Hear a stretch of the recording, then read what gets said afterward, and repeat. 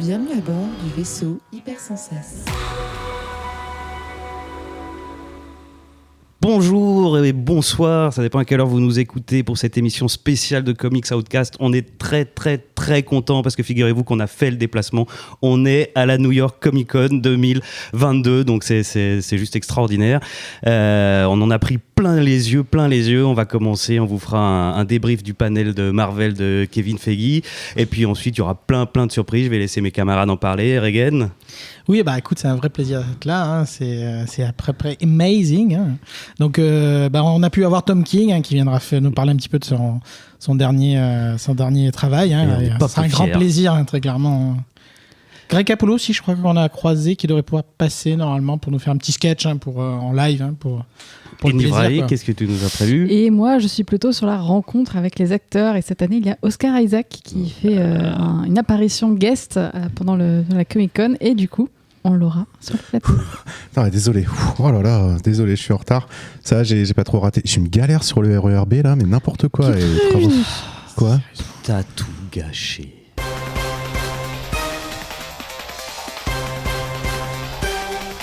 Bouillard. Bonsoir et bienvenue dans Comics Outcast, votre podcast bimensuel sur les comics et leur multivers. Je suis Jean Voca, comme un avocat sans le A, et donc non, je ne suis pas en direct de la New York Comic Con. Non. Pas cette fois-ci. Pas cette fois-ci, mais l'année prochaine, peut-être. On ne sait jamais. Mais en attendant, je suis tout de même en direct de l'Hypersensas Arena, entouré des rockstars de la chronique de phylactère interdimensionnel pour un show exceptionnel. Au chant et à la guitare ce soir, préparez-vous à vibrer au son de ces envolées lyriques et de ces solos endiablés. C'est Nivrae. Ouais. Comment ça va, Nivrae ? Super bien. Putain, j'ai l'impression d'être une rockstar, c'est génial. Mais tu es une rockstar, et qu'est-ce que tu lis en ce moment ? Écoute, j'ai fini le Mister Miracle version adolescent qui est sorti chez Urban Link. D'accord. Que t'as une distraction plutôt sympathique. Bon, cool. Et de quoi tu vas nous parler ce soir ? Je vais vous parler de... Comment dire ça ? On va juste dire de domaine public. Très bien. Voilà. Très bien. À côté, il est d'une précision métronomique. Son groove implacable est toujours riche en enseignements. À la basse, c'est Regen. Hello. Ouais, full en délire. Comment ça va, Regen ? Écoute, ça va plutôt bien. Froidement, chaudement, on sait plus trop. On ne sait plus, il y a plus de saison, ma bonne dame. Tu lis des trucs en ce moment ? J'essaye, même bien que je demande pas mal de temps. Là, normalement, j'attaque le 2e tome de Crossover sous peu. Qui était plutôt pas mal sur son premier tome en tout cas. J'ai hâte de voir ça. Ok, de quoi tu vas nous parler ce soir ? Écoutez, ce soir je vais vous expliquer pourquoi seul Link peut vaincre Ganon. Ok, très bien. Et enfin, au clavier, à la fois pour la musique, la chronique et la technique, parce qu'en plus il réalise l'émission, c'est l'homme orchestre Kétrus. Oui, c'est moi, bonjour. Bonjour Kétrus, comment ça va ? Ça va, et je ne prends pas le RERB. Ah bon, c'était tout n'est que mythe, tout est mensonge. Ça, c'est New York incroyable. est un mensonge, C'est le monde RERB du est un spectacle. mensonge. Aïe. Ouais. Tu lis des trucs en ce moment ? Non. Non, du tout. J'ai pas le temps du tout. Bon, mais alors qu'est-ce que tu as lu les trucs pour ce soir quand même ? Il y avait des trucs à lire. Oh pour là ce là, soir ça commence bien. Et de quoi tu vas nous parler donc ? Moi, de placards. De placards. Eh bien, écoutez, très bien. Eh bien, on va pouvoir lancer cette émission qui se compose, comme à chaque fois, de 3 parties. Tout d'abord, les reviews, dans laquelle chacun des chroniqueuses présents va nous présenter les 3 premiers numéros d'un comics récent. Et ils vont en parler tous les 3 pour la première fois ensemble. Ensuite, le focus s'intéressera à une œuvre en particulier. Ce soir, ce sera Marvels de Kurt Busiek et Alex Ross. Et enfin, dans la rubrique Hors les bulles, où on s'intéresse aux comics hors des bulles, hors des pages, on va se pencher sur la série Netflix Sandman. Voilà, je crois qu'on a tout dit. Vous êtes chaud ? Ouais. Comics Outcast numéro 193, c'est parti !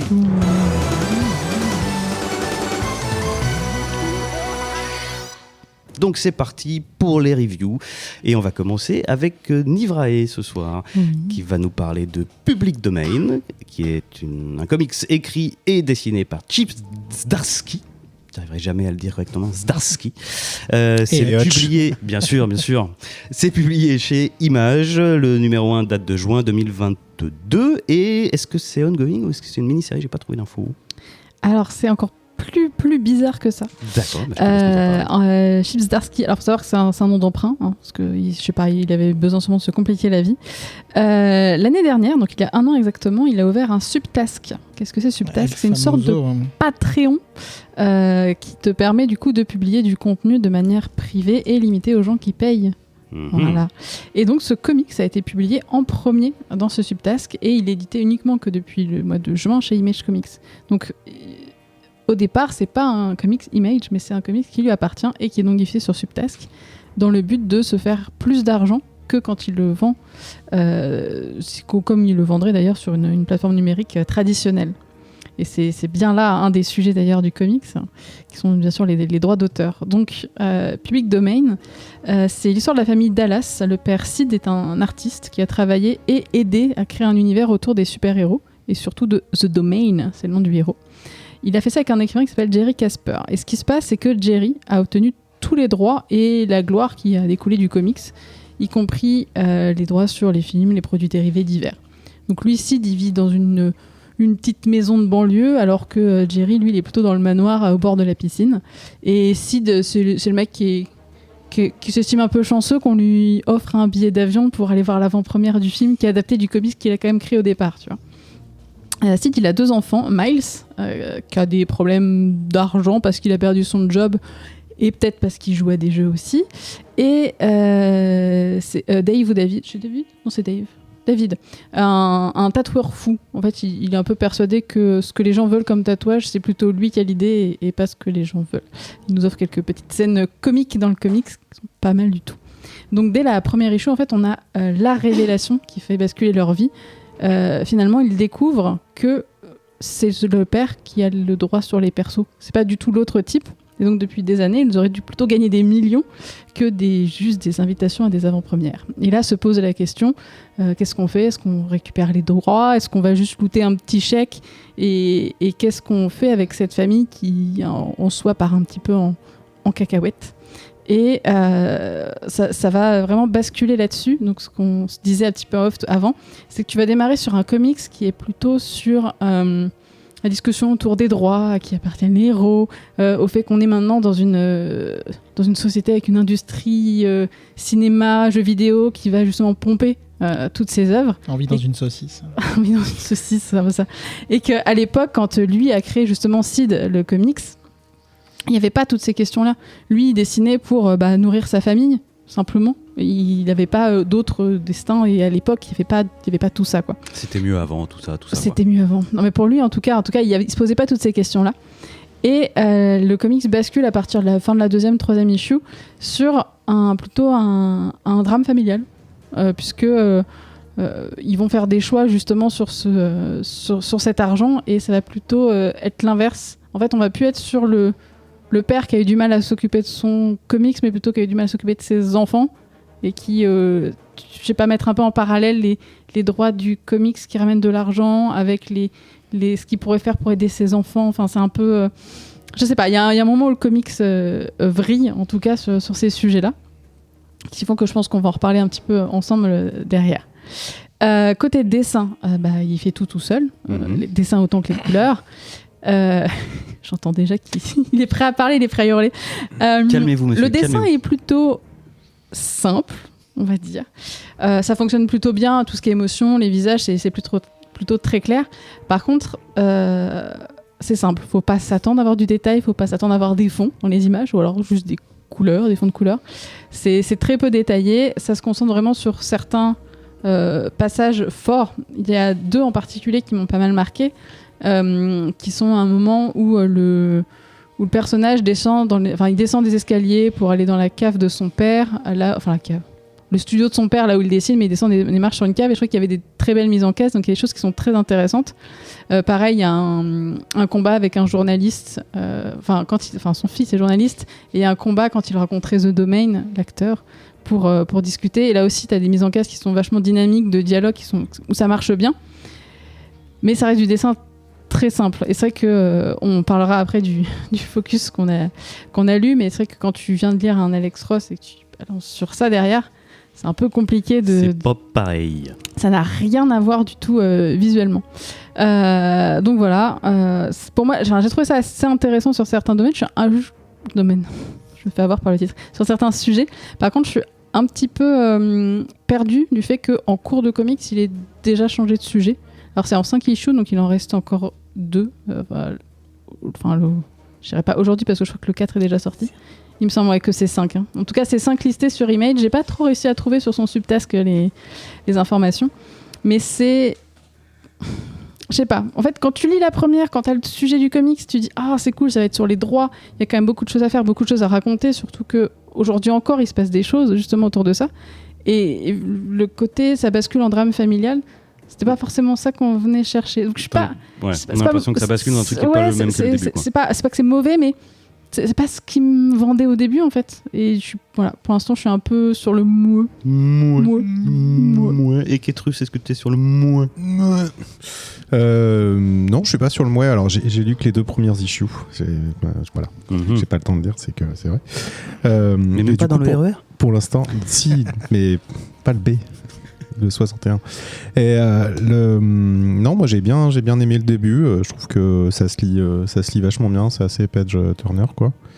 Et alors tu sens quand même que tu sens qu'il y a, je sais pas si c'est l'auteur ou qu'il y a une colère en lui sur l'industrie actuelle du comics, mais c'est très prégnant, quoi. Et je trouve ça intéressant. C'est la façon dont c'est abordé. Ouais, c'est intéressant, ça se fait. Je trouve ça marrant, cette espèce de mise en abîme du médium, quoi. Et voilà, après, ça va pas beaucoup plus loin. Je trouve que si les personnages sont intéressants, genre l'avocate qui défend le cas, je la trouve géniale, en fait. Elle est assez marrante, elle a pas sa langue dans sa poche, et je trouve que les répliques sont bien écrites, assez bien ciselées, quoi.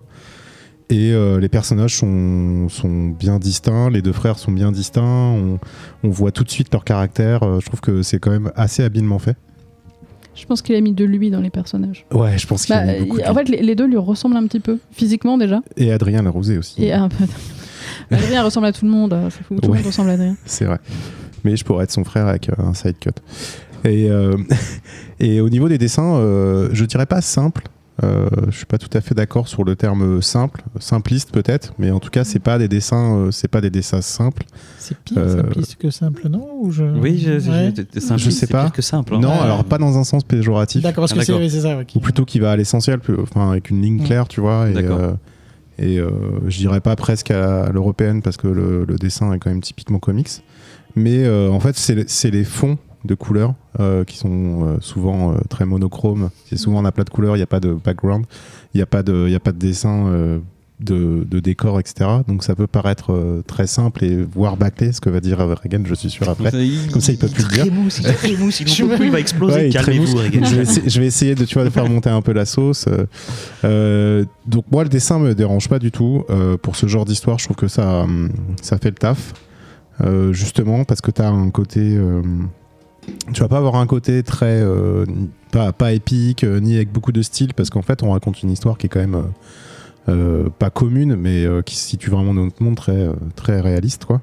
Et du coup pour moi ça marche en fait, et c'est pas bâclé, je pense que c'est vraiment un style qui a été voulu comme ça. Les proportions sont bonnes, on reconnaît bien les personnages, voilà, ça fait le taf, quoi.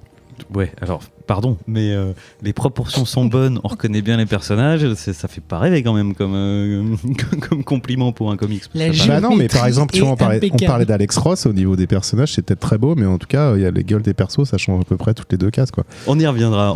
Tu vois ce que je veux dire? Non, mais c'est propre, quoi. Voilà, après, effectivement, c'est pas du Mignola, quoi. Bon, alors après Mouef, on a c'est propre et on reconnaît les personnages. À lire dans le RE. Monsieur Regan qui fulmine. Non, voyons. Par où commencer? C'est pas si mauvais que ça. Non, on va déjà évacuer effectivement pour ma partie, la partie graphique. Je trouve ça absolument vide, effectivement. Les décors sont en sus. On le dit malheureusement de plus en plus souvent quand même dans Comics Outcast que les décors sont vendus séparément. Le trait effectivement il fonctionne, mais il n'y a pas beaucoup de fantaisie, à part quelques mises en page comme Denis Livray, mais c'est pas la folie non plus. Non, ce qui m'a vraiment gêné, c'est que comme disait un peu Livray, c'est qu'on nous vend clairement un sujet qui est un peu le titre littéralement du comics. Alors moi en plus je savais pas que c'était en 5. Vraiment je tombe assez dénu parce que comme encore une fois la Livray, on a un sujet pendant deux épisodes, un début d'amorce de ce troisième sujet dans le troisième épisode, et du coup il en reste 2. Ça va paraître compliqué. En fait c'est un peu le problème que j'ai souvent avec Zdarsky qui ouvrez les guillemets, est un peu surcoté, fermez les guillemets. C'est Ça que commence.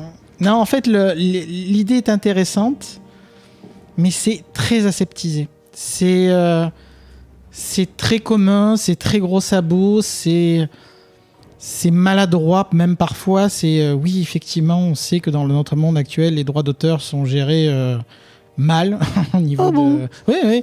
Et c'est pas assez enjoué ou passionnant en termes d'histoire pure, et c'est pas assez didactique pour le côté l'arnaque qu'est aujourd'hui le. Il y a ce côté vraiment. T'es un peu vache sur le gros sabot parce que j'ai trouvé l'angle par lequel est amené le sujet. Mais on a déjà vu ça 20 fois. Je veux dire, il y a écrit Bill Finger en gros et énorme sur la couverture, tu vois. Bah, toi, tu l'as peut-être vu. Non, mais c'est mon ressenti. C'est donc je parle de mon ressenti. Mais si tu veux. Parce que le fait de passer par la famille, tout ça, l'introduction, je trouve que c'est quand même assez élégant. Il y a deux tomes qui sont sortis chez Urban qui s'appellent Joe Shuster et Dans l'ombre de Bill Finger. Et ça répond non seulement à cette thématique-là, mais en plus, l'histoire est passionnante, les personnages sont passionnants, leur vie est passionnante. Là, il y a vraiment un côté très caricatural. Je veux dire, une interview d'un acteur au tout début, oui, d'accord, j'ai compris la vanne, tu vois, genre, oui, effectivement, c'est une référence au fait que les acteurs n'en ont rien à cirer de ce qu'ils font de ce côté très commercial. Et c'est très maladroit, c'est vraiment très maladroit. Mais on sent il manque vraiment ce je ne sais quoi, tu sais, ce truc qui t'accroche avec les personnages, qui donne envie d'un problème, qu'on a un peu dans le l'issue 3, justement, où tu commences à avoir un peu d'épaisseur, tu commences à avoir un petit peu de la réalité d'une famille, etc. Mais c'est un cri du cœur, again, ok. Ouais, non, mais c'est surtout que c'est dommage parce que peu, c'est très carré, du coup, c'est très propre sur lui, ouais. C'est presque documentaliste, tu vois. Mais du coup, je m'intéresse pas plus que ça au personnage. Encore une fois, avant un petit peu la fin de l'issue 3, qui elle. Donc c'est un peu mou. C'est dommage. Comme je dis, quand on voit ce qu'on peut faire avec des histoires réelles en plus, puisque Bill Finger et Joster sont des histoires complètement réelles, il y a vraiment ce côté, ouais, moi je vais dénoncer la société parce que franchement, ouais, mais je sais pas, ça aurait pu être mieux fait, je trouve. Je trouve que c'est pas assez subtil sur son approche. Le fond est bon, hein. Très clairement, il y a un vrai problème de notre société au niveau des droits d'auteur et c'est une évidence. Hein. Il y a qu'à voir les petits crédits qu'on peut voir à la fin des films ou ce genre de choses. Mais je pense que j'espérais mieux sur le sujet, en fait, vraiment. Et comme je dis, en plus, vraiment, lisez l'ombre de Bill Finger et le tome Joe Shuster, c'est des vies de fous, c'est des histoires de fous, c'est des tragédies de fous. Et je trouve qu'on m'a un peu vendu ça là et que je l'ai pas eu, quoi.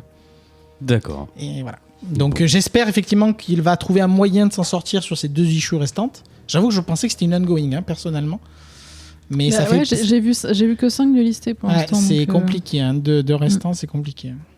Bon, mais voilà pour cette première review. C'était donc Public Domain de Zip Zdarsky.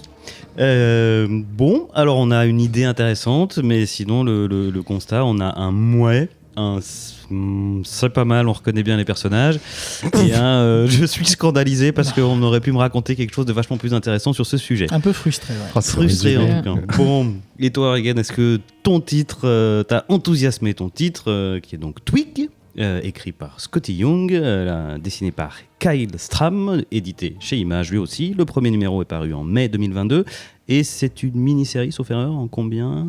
En 5. En 5, et ben je te laisse la parole là. Et je rajoute, parce que le travail est on ne peut plus significatif, aux couleurs, Jean-François Beaulieu, qu'on a vu sur Bully Wars, Fairyland, enfin, il accompagne beaucoup tout le travail de Scotty Young. Twig, donc la brindille, hein, en VO pour information, vous le voyez d'ailleurs sur la photo qu'on vous partage dans le Discord. Bien proportionné. Effectivement, avec la petite tête au-dessus. On commence sur un premier jour de nouveau boulot.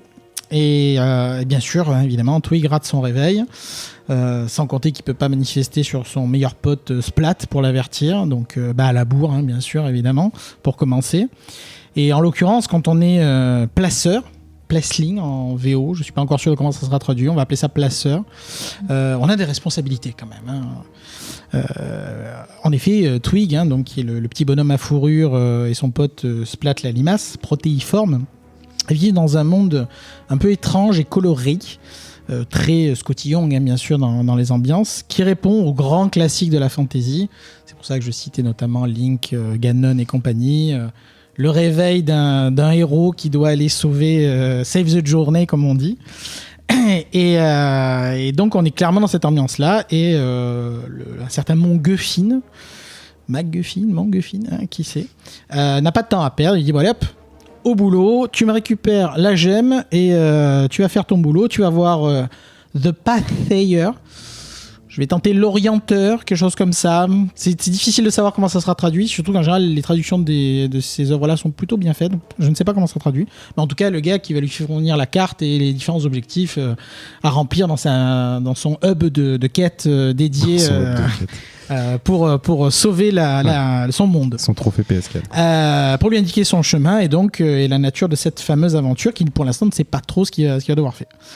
Vous doutez bien, rien de tout ça va se passer comme prévu, et ça ira même un peu plus loin que ça.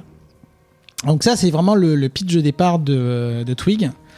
Bon, vous avez compris, fait Zelda Ocarina of Time, l'Arbre Mojo, Navi, des coffres.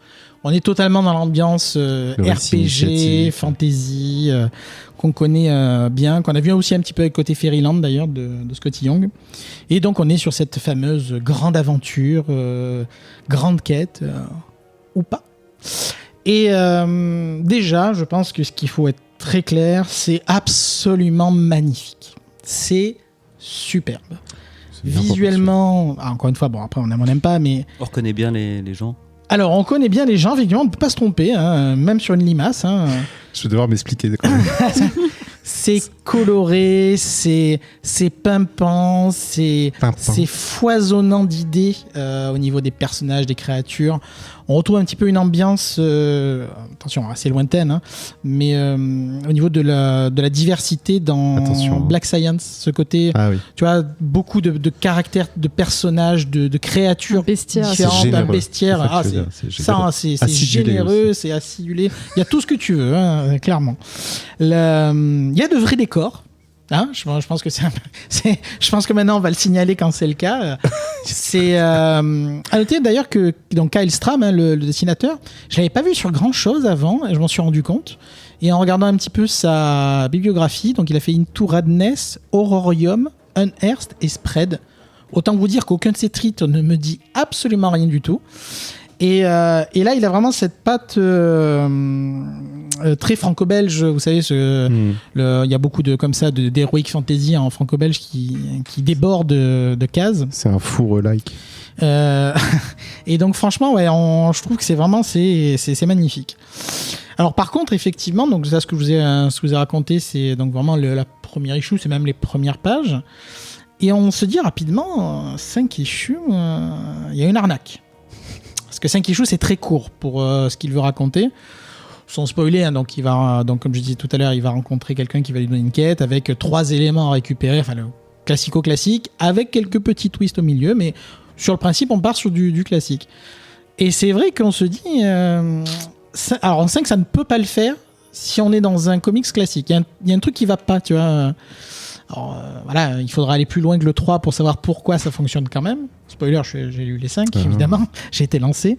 Mais forcément, sur un récit aussi court, il y a quelques raccourcis. On va bypasser quelques éléments classiques des quêtes, mais on va quand même avoir la trame globale.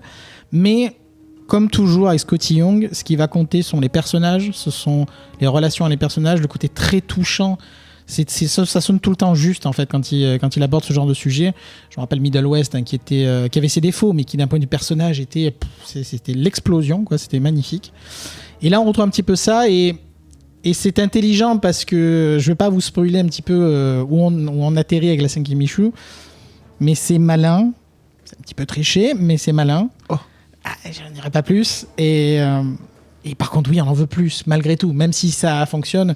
Voilà, moi je reveux un tome 2, je veux de nouvelles aventures avec ce bon vieux Twig. Donc ça m'a fait du bien.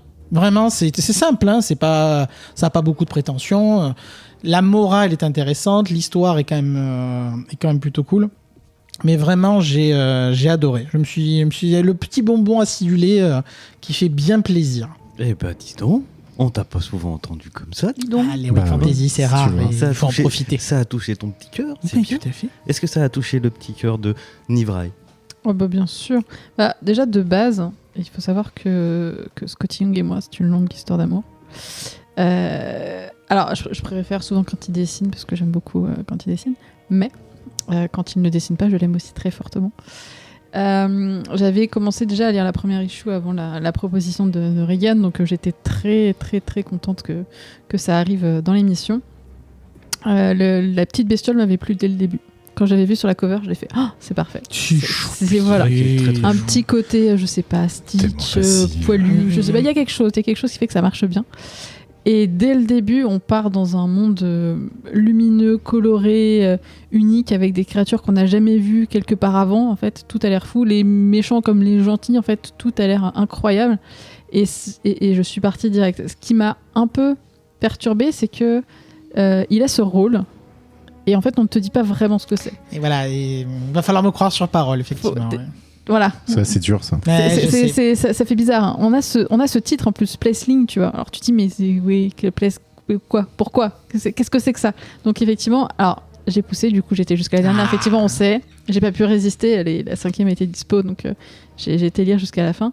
Et en fait, ça rend aussi ça rajoute en fait le petit mystère dans l'histoire où tu le suis mais tu sais pas exactement quel est son but. Habituellement on connaît un peu le but des gens. Donc là en fait on a cette quête avec ces 3 objets à récupérer mais il nous manque le but au bout. Et je trouvais que du coup c'était super intéressant et ça marchait bien avec la durée du comics qui effectivement en 5 c'est assez court. Mais il me semble qu'à la fin de la 5e, il y a un petit... Alors, j'ai voulu garder ça pour la dernière. On conclura cette review là-dessus. Non, mais il va revenir.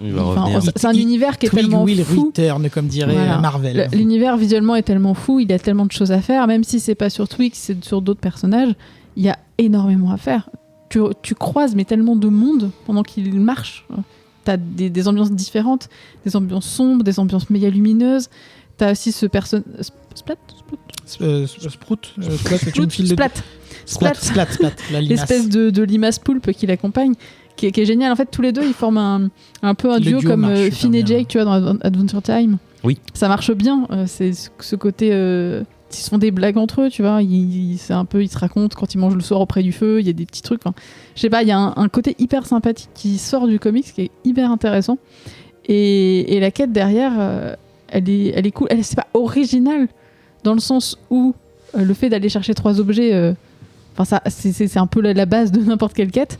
Mais derrière tout ça, t'as l'univers, t'as des blagues, tu vas voir ce qu'il va nous raconter, t'as le final qui est quand même hyper cool. Et le final est hyper cool. En tout cas, ça donne super. On n'est pas censé l'avoir lu, mais quand même. Vraiment, ouais, j'essaie de pas trop en dire, mais... En tout cas, vous donnez vraiment... Oui, moi, j'ai juste feuilleté le premier numéro là, donc effectivement, c'est somptueux. Et ce que vous en dites, ça donne vraiment envie de le lire. Et toi, Kétrus, qu'est-ce que t'en as pensé ? Écoutez, c'est pour les enfants. Non, c'est vachement bien. Effectivement, c'est très classique.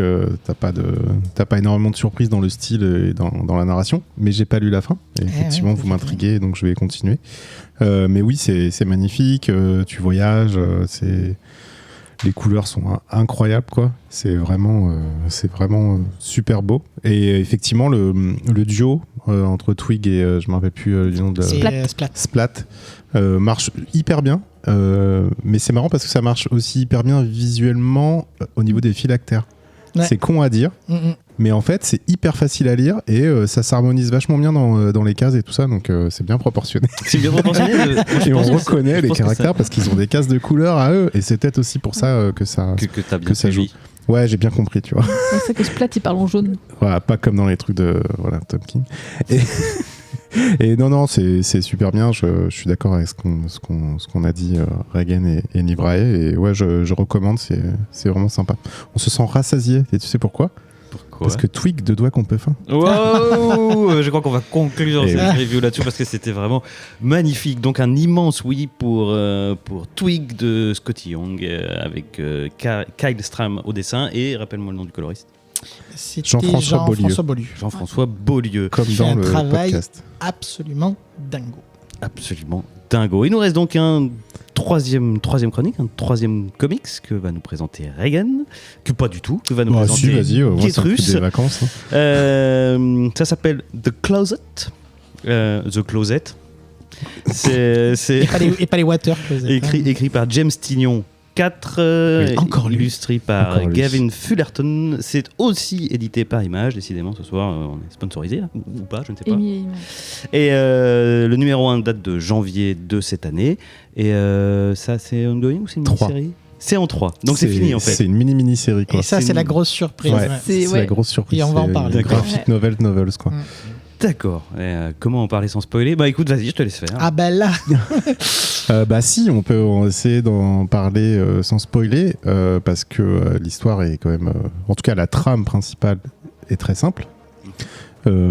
Ça commence par une scène où on a un jeune père qui est au bar en train de siroter plusieurs whiskies et en train de parler de sa vie qui n'a pas l'air très réjouissante avec le barman.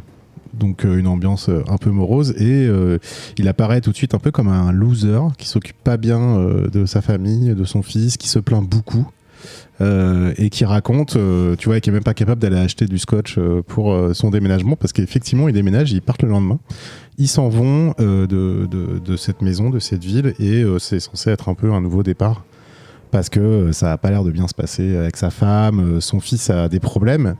Et quels sont ces problèmes ? Quels sont-ils ? Eh ben, The Closet. tada. The Closet. Et oui, parce que The Closet, le fils, son fils, donc, semble voir des monstres dans le placard. Un monstre dans le placard.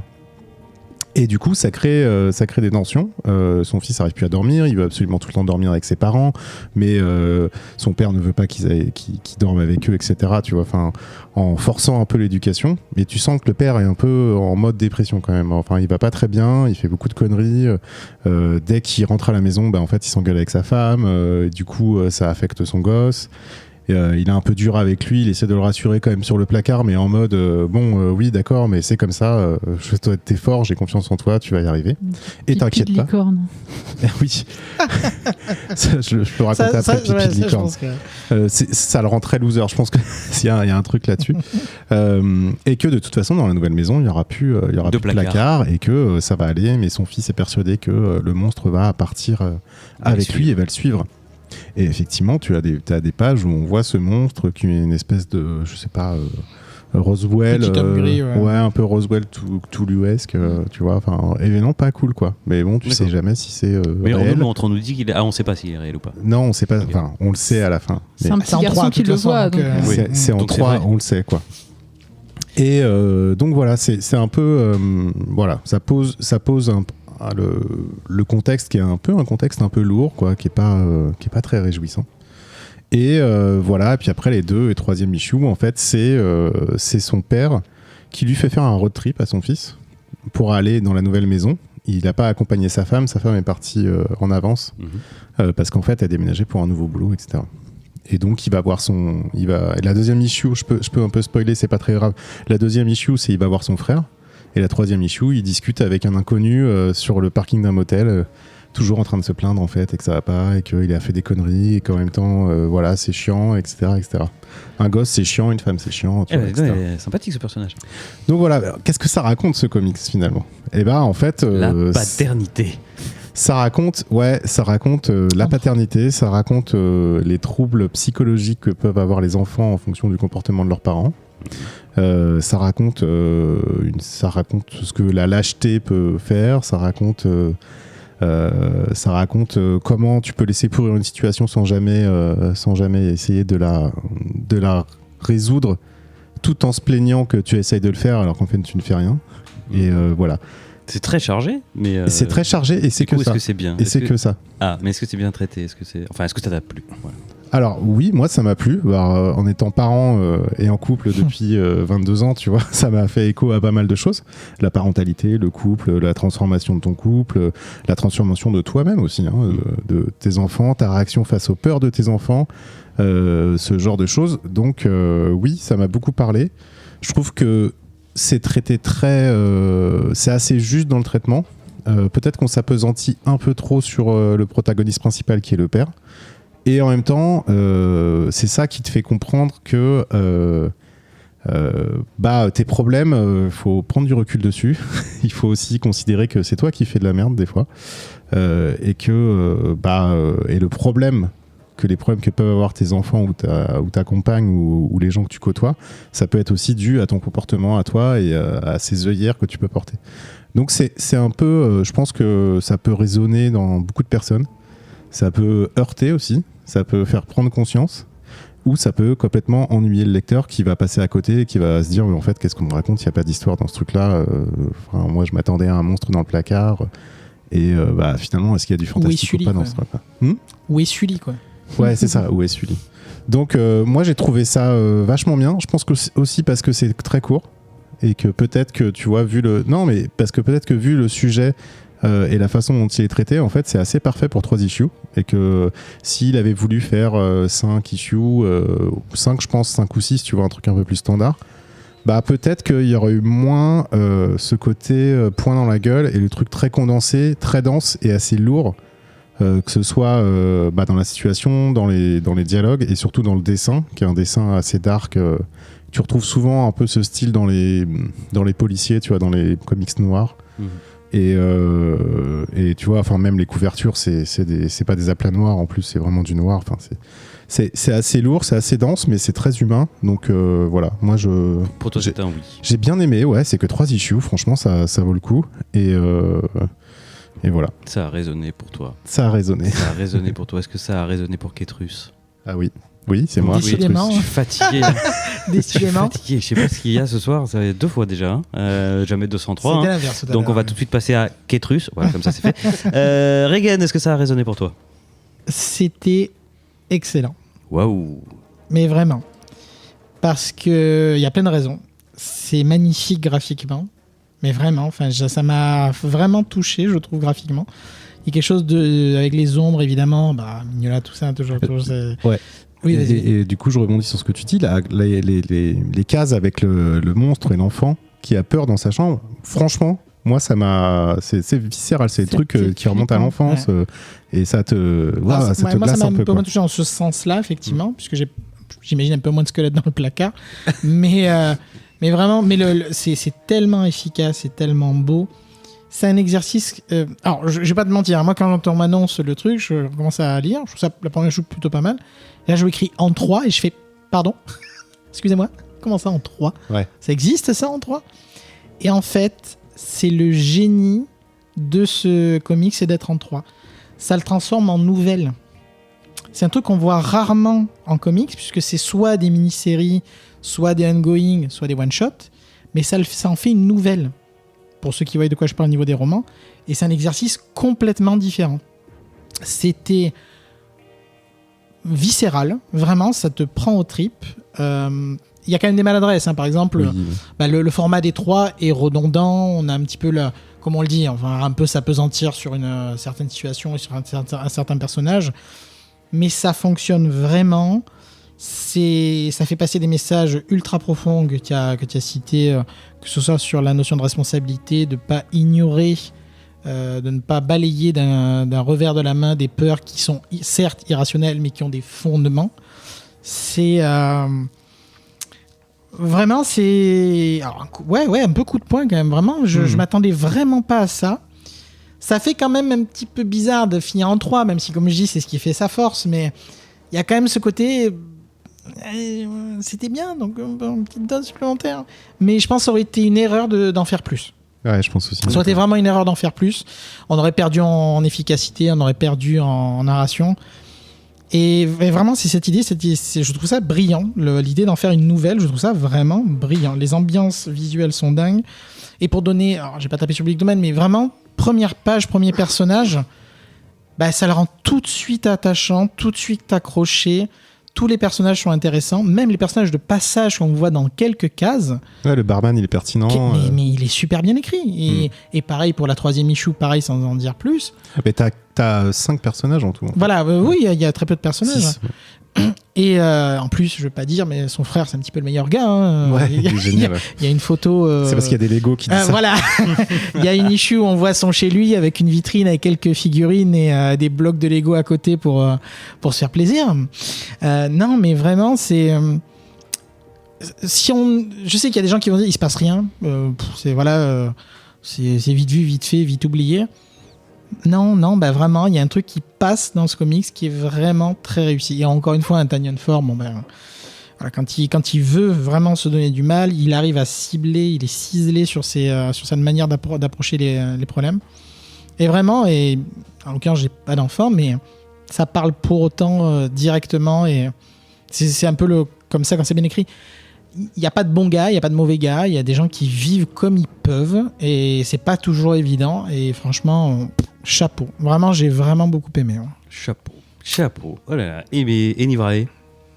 Alors, je vais pas forcément revenir sur les sujets parce que je pense qu'on a beaucoup parlé, mais juste revenir sur les dessins, les mises en cases, c'est flippant de fou en fait. La première issue, donc tous les issues sont toujours un peu composées pareil. T'as soit des scènes de dialogue entre le père et quelqu'un, donc sa femme, le barman, son frère, le mec croisé dans la rue au hasard, et tu as la partie avec le gamin. Et les parties avec le gamin, elles sont horriblement flippantes parce que elles sont silencieuses. Tu as lui, le placard. Je sais pas, il y a une espèce de tension qui est assez folle. On est vraiment de son point de vue, quoi. Et la première issue, elle m'a foutu les jetons en fait, parce que tu sais, t'as ce placard et t'attends, tu sais, comme au cinéma, le moment où il y aura quelque chose derrière le placard, tu sais, derrière la porte. Et je trouve que ça marche super bien. C'est vachement bien fait. Les expressions faciales, parce que du coup, t'as juste des légers décalages sur le visage, t'as une horreur en fait qui s'installe. Et je trouve ça vachement bien maîtrisé. Parce que réussir à faire ressentir ça dans un comics avec juste un dessin qui ne bouge pas, donc t'es pas dans un film d'horreur, c'est très complexe. Et là, il arrive vraiment, le dessinateur, et je pense, guidé par Tignon, à faire quelque chose de fou là-dessus. Et il arrive aussi à rendre intéressant des dialogues. Puisque, comme je le disais, c'est soit ce placard, soit les dialogues. Et les dialogues, on a quand même deux personnes face à face qui ne font rien, à part discuter. Et le jeu de mise en case derrière, de zoom, de dézoom sur les visages, fait que tu restes accroché au dialogue, ça t'intéresse, et tu dis pas « Oh, ils font juste parler, c'est pas intéressant ». En fait, ça marche hyper bien. Et je trouve que le boulot qui a été fait vraiment de mise en case sur ces deux modes de récit est vraiment efficace. Que ce soit quand ça parle ou que ce soit en silencieux, c'est complètement maîtrisé de bout en bout. Et 3 issues, c'est bien. C'était vraiment la bonne longueur.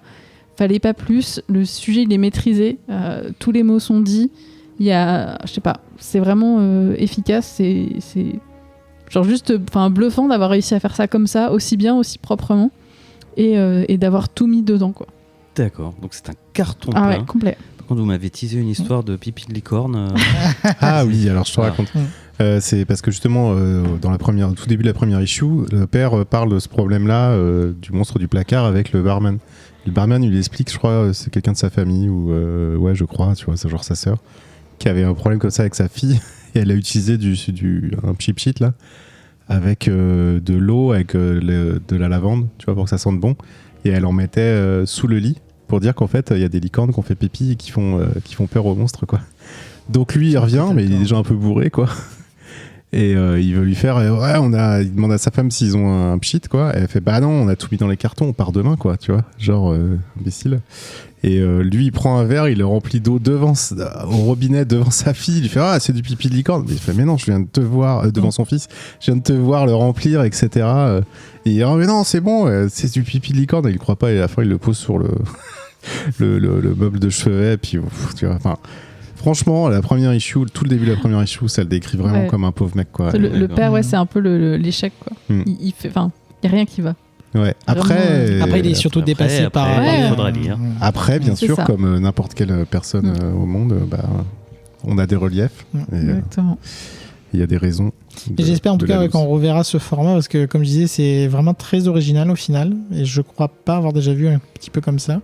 Puis pour des gens qui ont des piles à lire, par exemple, effectivement, le juste milieu, c'est très très bien, 3 issues. Typiquement. Et ben, ainsi s'achèvent ces reviews. Alors si on fait un petit récap rapide, on avait Public Domain qui n'a pas remporté une grande adhésion. Ketrus a dit oui, et en plus c'est bien proportionné, on reconnaît les personnages. Et par contre pour les deux autres, si le sujet est intéressant dans l'ensemble, on a été déçus par le traitement. Twig, c'est un grand oui pour tout le monde, avec du absolument somptueux graphiquement. C'est généreux, c'est trop court en 5 issues, coup, c'est trop court, mais c'est trop court. Et celui qui remporte vraiment tout ce soir, c'est The Closet, qui est décrit comme un coup de poing émotionnel très très fort, intelligemment fait, très émotionnel, très bien mis en image et très bien proportionné. Voilà, Je fais bien proportionné. C'est qu'on envoie le jingle là-dessus.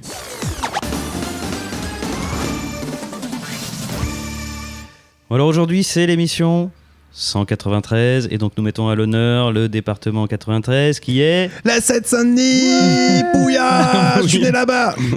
Eh oui, ah bah bien, et ben moi j'y vis, voilà.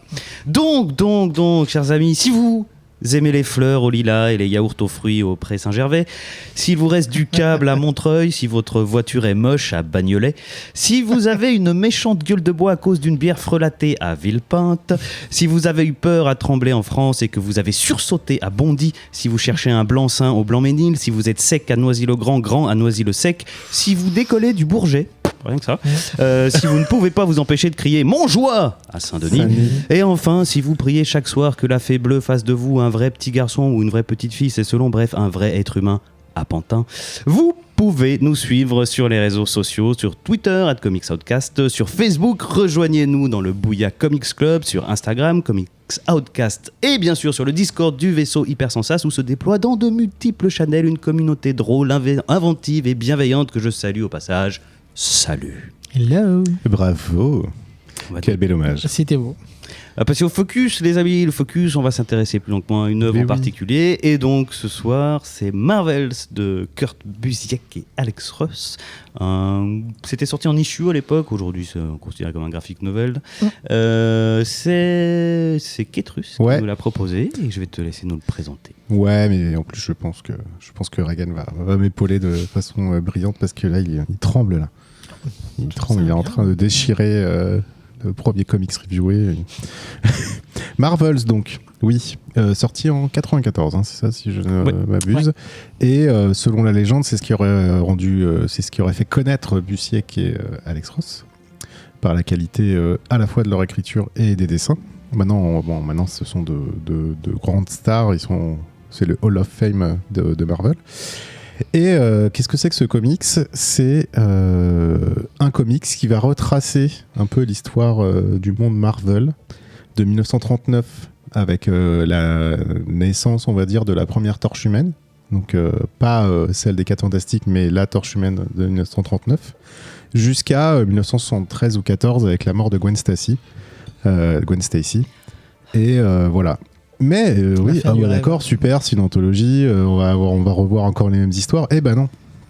Parce que qu'est-ce qui change dans ce comics ? C'est le point de vue.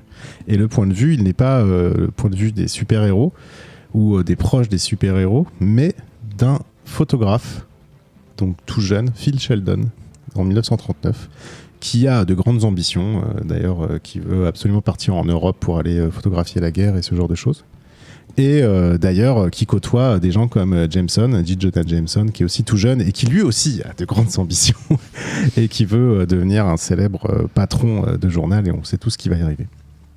Donc voilà, on va traverser l'histoire de Marvels à travers les yeux de ce photographe qui est à New York, si je ne m'abuse, oui c'est ça. Et qui va assister à tous les grands événements qu'il y a dans Marvel, avec Namor, la Torche Humaine, les premiers combats entre Namor et la Torche Humaine, l'arrivée de Captain America qui va aider à combattre les nazis, Namor aussi qui va aider à combattre les Japonais à Pearl Harbor, etc. On va avoir l'avènement des mutants, on va avoir les premiers 4 Fantastiques, on va avoir Galactus, le Silver Surfer, et lui il va être témoin de tout ça, les premiers Avengers, la mort de Gwen Stacy, je l'ai dit, etc. etc. Mais voilà, à partir, par les yeux d'un homme du peuple, parce qu'en fait c'est ça qui est important dans Marvels, c'est que c'est un homme du peuple, et comment les petites gens, on va dire, ou en tout cas les gens ordinaires, non super, non merveilleux, vivent en fait tous ces affrontements, vivent ces changements drastiques dans leur vie quotidienne et dans la société, parce que effectivement, quand on va lire des comics avec des super-héros, on va accepter en fait qu'il y a des super-héros qui se battent, qui balancent des torches, qui font des lasers avec leurs yeux, etc., qui font 5 mètres, 6 mètres, qui volent, etc., qui vont péter des immeubles, etc. Mais oui, mais en fait, il y a des gens en bas. Il y a des gens, pour ces gens-là, avoir quelqu'un qui a une torche humaine, c'est effrayant. On ne sait pas comment réagir. Les gens ont peur tout le temps. Ils vont peu à peu s'habituer à ce qu'il y ait des gens anormaux, je sais plus comment. Lui, il les appelle les Marvel, justement, en fait. Les merveilles en VF. Hein ? J'ai les merveilles en VF, ouais. Tout à fait. Les merveilles en VF, ouais. Et il les appelle les Marvels, c'est comme ça qu'il les nomme. Et voilà, en fait, c'est aussi simple que ça, mais c'est pas si simple que ça. Parce qu'effectivement, tu as toutes les réflexions sur de quel droit ont-ils de détruire des immeubles, de faire peur aux gens, de cramer une bagnole parce qu'ils ont combattu quelqu'un, et de s'en sortir quasiment sans rien. Et au tout début du comics, en fait, tu as tout l'exemple dont je citais avec Namor, qui est à la fois entre guillemets du côté des gentils, puis du côté des méchants. Ça a beaucoup changé Oui, au fil du temps. C'est ça, tu vois, mais c'est drôle, quoi. Tu vois, Il en joue du coup. Ouais. Il combat la torche humaine, ils se font maraver, mais ils pètent un peu tout sur leur passage. Après, il aide à combattre pendant la Seconde Guerre mondiale. Après, il revient, il essaye de conquérir le monde et fait un énorme raz-de-marée sur New York, etc., etc. Donc voilà, c'est les questionnements d'un homme pas complètement ordinaire parce qu'il est photographe, donc il a quand même cet œil et il est toujours au centre de l'action de par son métier. Et aussi de la vie qu'il a avec sa famille, de comment au début son espèce de soif de scoop, de scoop, d'être toujours à la une avec les photos des super-héros qui sont là, va casser son idylle avec sa femme, comment après il va réussir à recoller les morceaux, comment il va éduquer ses filles. Il y a plein de trucs comme ça qui sont très bien foutus, tu vois. À un moment donné, je sais plus sur quel sujet il est, et il rentre chez lui le soir, et en fait t'as ces deux filles qui sont en train de jouer à Hulk et à je ne sais plus quel autre super-héros, tout ça. Et puis en fait c'est génial parce que tu replonges d'un coup en fait dans une vie ordinaire, et en même temps cette vie ordinaire elle est complètement influencée par les super-héros, et donc aussi par son travail à lui, qui est de mettre en lumière en fait ces super-héros tout en ayant un regard critique. Lui il vit de plein fouet cette espèce de cynisme qu'il y a où tu les mets sur un piédestal, et en même temps il voit il a quand même accès au backstage, donc il entend les gens parler sur les super-héros, il entend aussi les relations qu'il y a entre les super-héros un peu de loin, etc. Donc c'est d'une richesse incroyable. Ça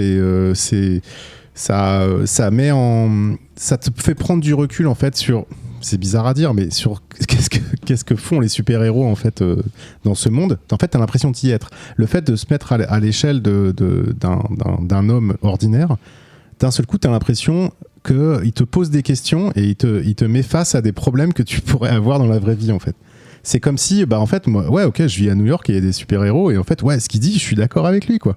Et c'est super flippant, en fait. Et c'est hyper flippant. Je dis que c'est hyper flippant, voilà. dans ce monde. Il y a, tu vois, il y a l'exemple, il y en a plein d'autres, je laisserai les autres en parler, mais il y en a un qui est assez frappant aussi, c'est l'arrivée des mutants. Avec du coup le racisme qui est autour, les émeutes qu'il y a, qui rappellent les émeutes qu'il y a eu à New York en 1977, je crois. Ça se trouve, même ça correspond avec le blackout. Le parallèle est clair. Ouais. Qu'il y a eu à Brooklyn, je crois que c'était à Brooklyn qu'il y a eu tout qui a été coupé au niveau électricité. Il y a eu des émeutes, c'était assez horrible.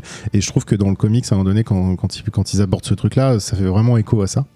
Et tu vois, il voit les mutants, et lui, il est contre les mutants en fait, parce qu'il les connaît pas encore, et il a l'impression que c'est vraiment des abominations qui sont là. En plus, ils cassent les trucs. C'est vrai qu'ils on lui a dit à la télé en plus. Oui. Ouais, on lui a dit à la télé, et il balance une brique sur la gueule de Iceman.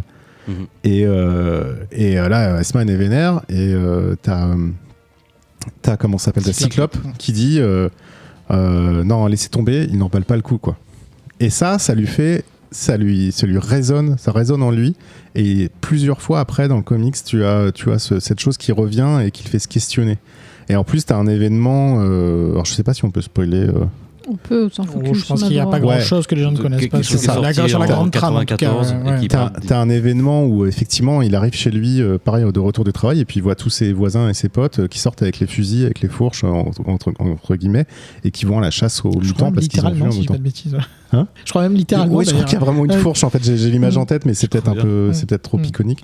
Et en fait, il rentre chez lui et dans le basement, dans la cave, ces deux filles ont recueilli en fait cette mutante, etc. Donc c'est pareil, ça marche bien, ça met en parallèle plein de trucs, ça fait réfléchir. Enfin, voilà, je pense qu'on pourrait donner des exemples pendant des heures. Je vais laisser parler les autres, mais je pense que c'est un comics vraiment à lire quand tu veux lire de l'univers Marvel, quoi. Peut-être pas tout de suite, mais ça reste un des grands comics de l'univers Marvel. Qui veut prendre la suite? Livret? Reagan? Reagan. Bon, il n'y a pas beaucoup de suspense, hein. C'est un chef-d'œuvre absolu, déjà. Mettons tout de suite les choses au clair. Générique de fin de l'émission. Voilà, merci, au revoir. Faut vraiment avoir conscience, notamment, que c'est vraiment le One of Kind, c'est le premier de son genre. Comme disait Kétrus, une des choses les plus intéressantes du comics, c'est son regard. D'ailleurs, il y aura une suite par la suite, c'est le cas de le dire. À Marvel, c'est l'œil de l'objectif ou un nom comme ça, qui reprend encore cette notion de vue par l'œil de l'objectif. Et c'est quelque chose qu'on verra après très souvent plus tard. Gotham, c'est ce principe-là. Civil War, il y avait les journaux de guerre, ou je sais plus le nom, enfin un truc comme ça. Pareil, c'est qu'est-ce qu'ont vécu les gens dans ces situations-là. Mais là, il y a vraiment ce côté, c'est sans doute un des premiers, si ce n'est le premier à le faire sous cet angle-là. Et qu'est-ce que c'est bien écrit déjà. Enfin, vraiment, il faut bien s'imaginer que l'histoire tient la route, les enjeux sont passionnants, les réflexions sont excellentes. Je veux dire, le graphiquement, bon, est-ce que le coup j'en parle? Mais justement. Non, alors pour en parler un petit peu, parce que ouais. En tout cas à l'époque c'était c'était un choc, c'était une nouveauté. C'était un choc. Encore une fois, on va évacuer toujours cette fameuse question autour d'Alex Ross. Oui, la notion de peinture fige l'image. C'est assez inévitable. Je trouve quand même que c'est pas son récit le plus figé en termes de graphisme. On est loin de Kingdom Come, quoi. Voilà. Alors moi, je préfère Kingdom Come, mais c'est beaucoup perso en l'occurrence. C'est pas une question de dynamisme, effectivement. Donc oui, on lui reproche souvent ça. Ces côtés, c'est des planches, ce sont des comment dire, c'est vraiment c'est Michel-Ange qui te met un tableau, quoi. Enfin, au bout d'un moment, on en est là, quoi. Dans le monde du comics, c'est cette idée-là. Pour autant, effectivement, le récit reste dynamique, le récit reste intéressant. Donc, honnêtement, il n'y a pas de souci de ce côté-là. Je pense que encore aujourd'hui, c'est son plus grand travail avec Kingdom Come, que je passe un petit peu au-dessus. Je parle graphiquement, que je parle un petit peu au-dessus.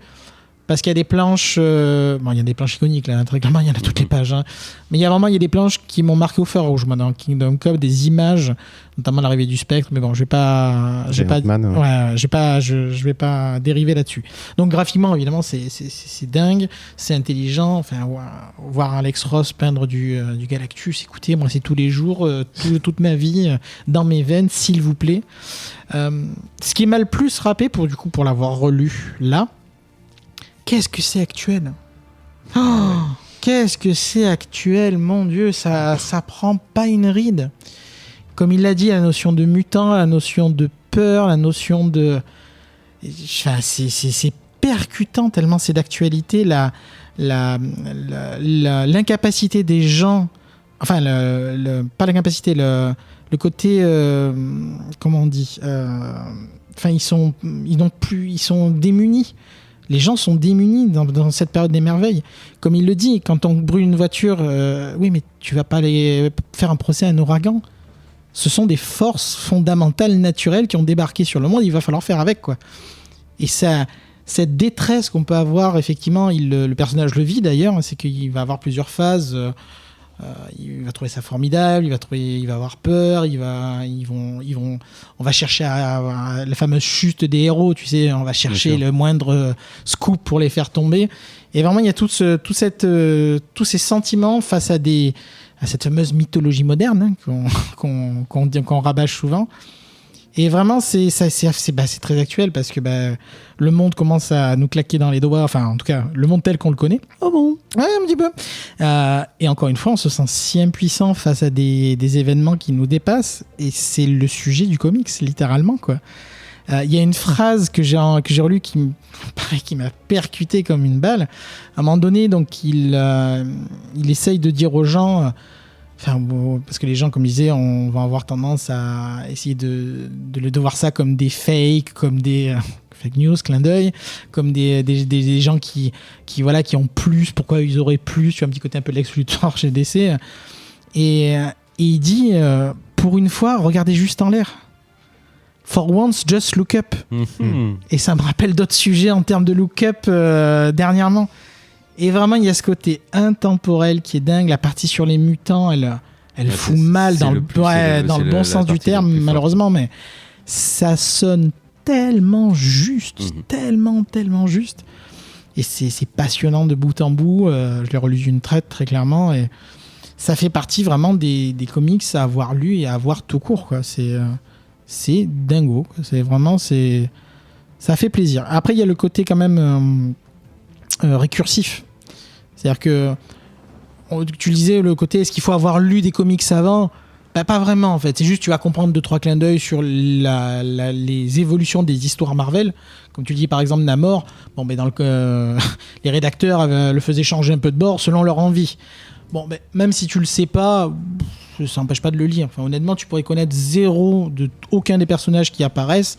Le message reste le même quand même derrière. C'est juste qu'il y a quelques clins d'œil qui te feront un petit peu sourire en les voyant. En fait, c'est ça, c'est qu'à la fois c'est complètement universel et à la fois quand t'es un connaisseur, c'est très très chouette. Et c'est ça le bon fanservice, c'est du bonus. Voilà, de voir. C'est juste du bonus. En bonus, tu reconnais des scènes iconiques qui sont réinterprétées, vues sous un autre angle et c'est un bonus vraiment super chouette en plus, mais en même temps, c'est pas le cœur de l'histoire, c'est pas le fond de l'histoire et t'as pas besoin d'en connaître plus pour. Et on en a déjà beaucoup parlé, mais juste pour finir là-dessus pour ma part, tout est bien, mais la partie Galactus, je pense que c'est vraiment ce qui se passerait dans la vraie vie si ça arrivait. C'est-à-dire que ils ont vraiment l'impression que c'est la fin du monde, littéralement, quoi, parce que il y a un dieu qui débarque, qui dit je vais bouffer ta planète, et 2 semaines après. Non, mais tu vois pas que c'était un fake. Ah oui, la une de Jonah Jameson. Il y a vraiment ce côté. Mais en même temps, c'est logique. Don't look up, ouais. Voilà, mais vraiment don't look up, quoi. Et en même temps, c'est humain parce que ça permet de continuer à vivre aussi, de pas rester bloqué face à quelque chose qui est bigger than life. Enfin, de toute façon, le Covid, c'était faux. Hein, mais évidemment. Donc, qui s'en souvient Qui s'en souvient, quoi. Grosse claque 10 ans après, quoi. Plus de ça, même. Oh là là. Ouais, plus que ça. Bah oui. Et Nivrae, qu'est-ce que t'en as pensé? 30. Alors moi, ce que j'aime avec Comics Podcast, c'est que ça me remplit la palle autant que ça la vide. Et là, ça tombait bien parce que oui, c'était dans la palle. Ça fait partie des trucs que je dois lire, que je devais lire, que je lisais pas. Et merci. Comics Outcast, ça vous remplit la palle autant que ça la vide. Et voilà. Et donc du coup, je l'ai enfin ouvert. J'ai enfin feuilleté. Je savais pas quoi m'attendre. Tout ce que je savais, c'est que les 2 noms sur la couverture, je les connaissais. Que j'aime beaucoup, les dessins d'Alex Ross, j'aime beaucoup ses covers, mais j'ai peut-être trop peu lu, en tout cas, de comics qu'il a illustrés. Et j'ai pris ma gentille claque, on va dire. Toute l'introduction avec la torche est sublime. J'avais envie je disais tout à l'heure, mais de déchirer les pages, de les accrocher sur les murs, tellement c'est beau en fait. J'adore ce qu'il fait. C'est vraiment beau. Et le point de vue est tellement intéressant.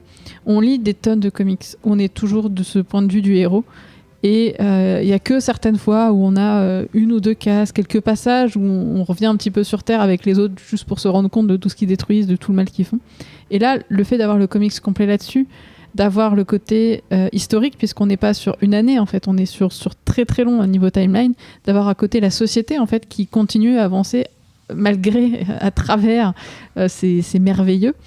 Et non, je trouve ça passionnant, on retrouve des moments très forts, même si on n'a pas lu tous les comics, même si on connaît pas tout, en fait, c'est pas grave.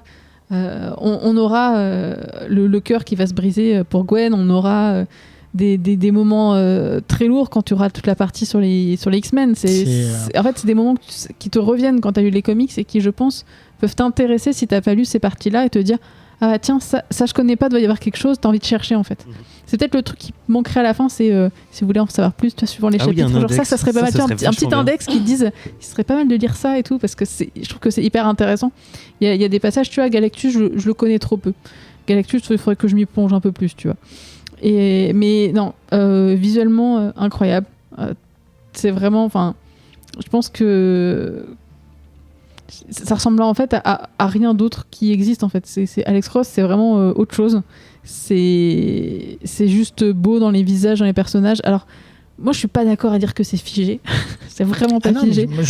Juste pour apprendre, c'est ce que disent les gens. Non, mais c'est clairement pas mon propos. C'est le côté cover en fait, parce qu'on a tellement l'habitude de voir ces dessins en cover qu'on a l'impression que c'est figé, mais en fait non, je trouve que ça marche super bien.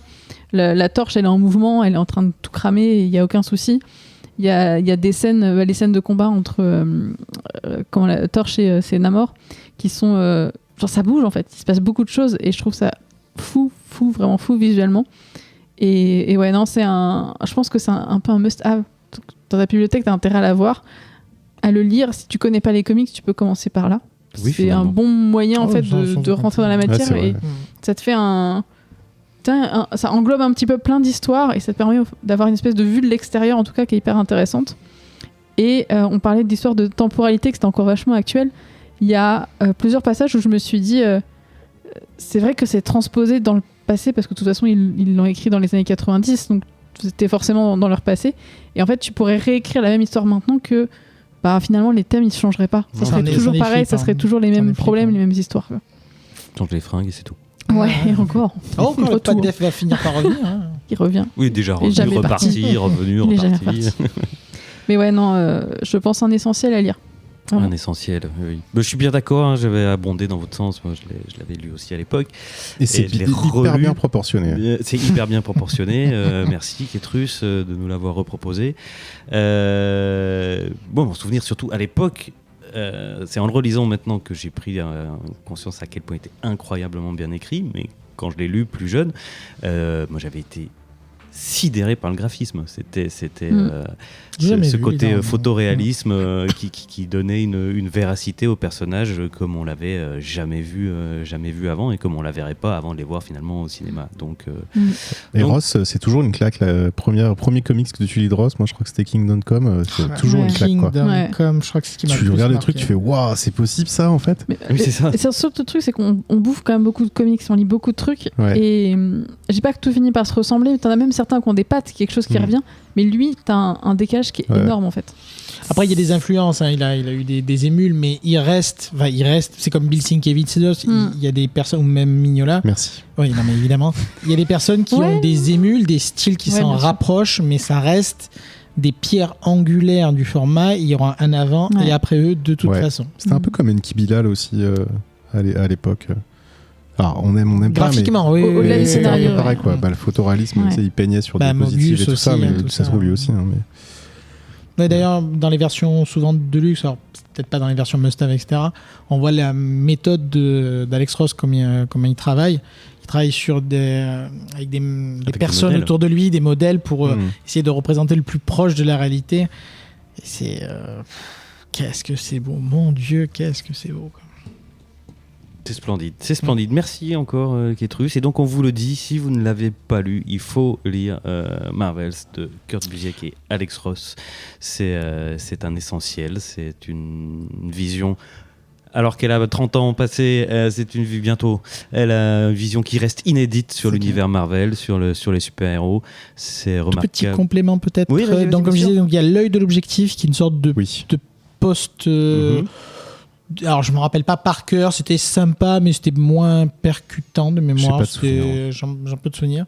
Il me semble qu'il a refait un Marvels là récemment en comics, mais je sais plus où ça se passe. Il y a pas si longtemps, je sais pas si c'est juste le nom qu'il a repris et que ça traite pas de la même chose.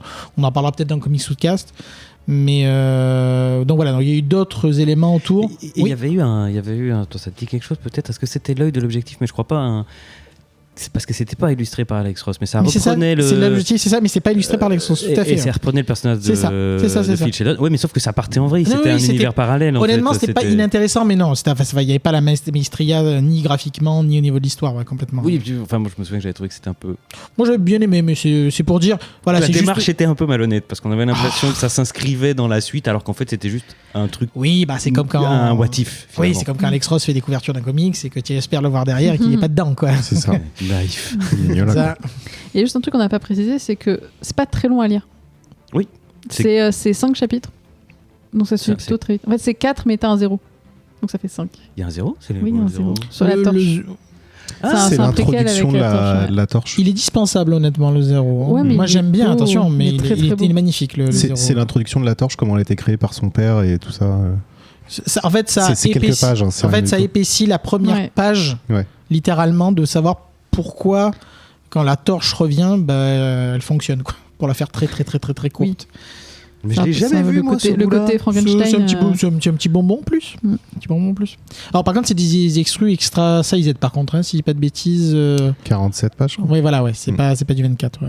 Ouais. à l'européenne, quoi. Mm, mm. Pardon, Ah, mais- vous m'avez je perdu. découvre. Je découvre l'issue Ouais. 0 que j'avais jamais vu. Ah, mais bien. Et ben voilà, donc Marvels avec 4 issues plus une issue 0. Ne manquez ça pour rien au Rien au monde. monde. Tout ça est merveilleux. C'est le moment de passer au jingle.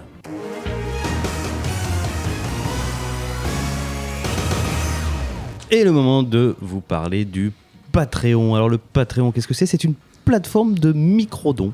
Vous pouvez vous y inscrire sur patreon.com/vaisseau hypersensas et vous pouvez tous les mois nous faire un don de la hauteur que vous voulez et qui nous permettra d'acheter du matériel, de payer le loyer du vaisseau, et toutes sortes de dépenses qui permettent d'améliorer l'émission, notamment d'acheter des bonbons, de réparer, D'avoir des jingles. de réparer le. Qu'est-ce qui nous manque comme pièce pour le Twitch Oh voilà, il nous manque un USB, une petite rondelle pour le truc qu'on accroche sur la table là, et puis Ouais. des câbles, ça, il nous faut Et des câbles. Carte SD en plus. Carte SD aussi. Et des cartes SD. Donc vous voyez, Voilà. c'est compliqué. Oui. On a dit c'est la fin de l'abondance. Déjà la semaine dernière on n'avait donc, pas de jingle. Mettez pas qu'un euro, quoi, soyez pas. Voilà, un câble quand même, ça coûte de l'argent. À mais votre oui. bon cœur. Alors, je te vois là-bas, toi. Alors on va déjà remercier nos patronautes les plus généreux qui sont Toff Perron, Gwenolé, Yagba, Rekma, Lionel et Fanny, Perchak, Matt Satonaka et Calounette et tous ceux et tous les autres, bien sûr, on vous embrasse, on vous remercie. Et si d'autres auditeurs veulent les rejoindre, eh bien, allez sur patreon.com/vaisseau hypersensas pour aider à la fois Comics Outcast, mais aussi tous les autres podcasts. Il y en a beaucoup qui sont sur la plateforme du vaisseau hypersensas. Mais évidemment, si vous n'avez pas les moyens, des bisous et des étoiles sur vos 5 étoiles. plateformes, des 5 étoiles sur vos plateformes d'écoute de podcast, et on sera déjà très très content. On va passer à la dernière partie de cette émission. Le HLB pour Hors les bulles, pour parler des comics qui s'échappent des bulles et en l'occurrence qui vont souvent sur des écrans. Et donc aujourd'hui, mais pas que, mais souvent. Aujourd'hui, on va vous parler de Sandman, la série Netflix disponible depuis cet été, adaptation du comics éponyme. J'aime bien dire éponyme. Adaptation du comics éponyme et accessoirement chef-d'œuvre de Neil Gaiman, dont on n'arrête pas de dire ici qu'on fera un jour une émission spéciale, mais on repousse toujours parce que je crois qu'au fond, on a peur de s'attaquer à ce monument. En tout cas, chez Netflix, eux, ils n'ont pas eu peur, d'autant plus qu'ils ils ont embarqué Neil Gaiman avec eux dans la création du projet pour l'instant une saison de 11 épisodes. Alors personnellement, je n'ai pas regardé, malgré mon amour inconditionnel, ou plutôt à cause de mon amour inconditionnel pour le comics, j'ai pas pu me résoudre à regarder la série, mais mes camarades l'ont fait, et est-ce qu'ils vont me donner l'envie de m'y mettre ? Qui veut commencer ? On peut pitcher un peu la série. Spécialiste, j'ai envie de dire. Ah oui, moi bien je vais dire sûr. des conneries. Donc série Netflix, oui moi je suis spécialiste plus de Netflix que Sandman. Donc basé sur les comics de Neil Gaiman qu'il a publié entre 89 et 96 chez DC, parce que même si on n'y pense pas souvent, ça fait partie de l'univers DC Comics tout de même. Qui deviendra quand même Vertigo par la suite. Voilà. Mais c'est bien DC. Mais c'est DC. D'ailleurs, chose surprenante parce que du DC, donc chez Warner, mais diffusé côté Netflix. C'est un peu le bonheur des achats et rachats de séries. Ça donne toujours des choses très étranges. Qu'est-ce que c'est Sandman ? Nous avons Morpheus. Morpheus, c'est le roi des rêves. Il fait partie de la team des Infinis. Enfin, c'est Infini, c'est ça. Infini. Et il se retrouve un jour capturé dans le sous-sol par un homme un peu, je sais pas, Un sorcier. Un sorcier de pacotille. Je sais pas. Il avait envie de capturer un infini. C'est pas forcément celui qu'il voulait, mais c'est pas bien grave. Et du coup, Morpheus se retrouve enfermé dans ce sous-sol pendant 106 ans. Son emprisonnement cause pas mal de choses parce qu'il est le roi des rêves. Donc il est quand même là pour gérer la partie rêve. Tu sais, ce que tu fais le soir normalement quand tu dors. Rêve et cauchemar, bien sûr. Il chapeaute un peu le tout, quoi. C'est un peu le boss quand même des rêves. Et du coup, ça cause une sorte d'épidémie, de maladie du sommeil. Et le jour où il se réveille, où il sort en fait de ce manoir, l'épidémie prend fin et surtout il va retrouver son royaume, un royaume qui a un peu douillé en son absence, parce que les gens sont partis, les gens l'ont abandonné. Le royaume tombe en ruine et surtout on lui a volé ses objets, je vais dire objets fétiches, mais Ses attributs. Ses attributs, les objets qui font qu'il est en fait De sa charge. le roi des rêves. Donc il y a son casque, son masque, une espèce Son C'est home. officiellement un casque. c'est mais oui, une sorte de c'est- casque-masque, son Rubis. son rubis, sa Son- petite bourse de sable. La parce que- poudre de perlimpinpin. Voilà, Parce que c'est le marchand de c'est sable. le marchand de sable Mais hein, quand même. complètement. C'était gros Complètement objets marchand de magiques. sable. Mm. Et donc voilà, la série elle démarre sur une quête. Voilà, récupérer 3 objets, hein, c'est ce qu'on disait on y dans le tweet revient, tout à on l'heure. y revient. C'est un peu le truc de base. Et il va du coup revenir dans notre monde en fait, hein, le monde des mortels et des vivants. Et des éveillés. Et il va partir à la quête de tout ça. Il va aussi aller d'univers en univers puisqu'il va quand même finir en enfer. Il va aller croiser pas mal de monde que l'on connaît beaucoup dans les comics. On va retrouver énormément de personnages, énormément de scènes complètes, de dialogues complets des comics qui vont faire hurler de bonheur, je pense, le cœur des gens qui les ont lus, parce que c'est quand même assez incroyable de voir ça. Et voilà, la série va se dérouler autour de ce personnage. Je donne direct mon avis parce que c'est comme ça. J'ai passé un moment de folie. C'était incroyable. Il y a des épisodes qui sont fous en termes de sensations. Je pense très fortement à l'épisode dans le restaurant, qui déjà en comics était incroyable et qui là rend d'autant mieux en film, en épisode de série. Enfin, c'est vachement bien rendu. C'est des scènes visuellement très belles. Alors avec des petits effets qui ont traumatisé certaines personnes puisque les images sont un peu difformes parfois, mais ce qui provoque, c'est l'effet du rêve en fait qui fait ça. Ça a été expliqué par pas mal de monde. J'ai passé un moment de folie quand ils ont rajouté, parce que du coup c'était 10 épisodes, ils en ont rajouté une sorte de double épisode au milieu de l'été. Donc c'était quoi, 15 jours complètement nulle part. 15 jours, 3 semaines après, hop, ça a popé comme ça. Surprise. Ouais, un épisode Tu fais 11 qui est bien. composé de 2 épisodes. Et c'est genre, on est bien content. En fait, on n'en avait pas assez. On sait pas actuellement s'il y aura une saison 2. Gaiman pousse beaucoup. Les gens le suivent un peu, mais Netflix n'a pas confirmé. Ils ont l'art de ne jamais confirmer. Les chiffres sont pas mauvais.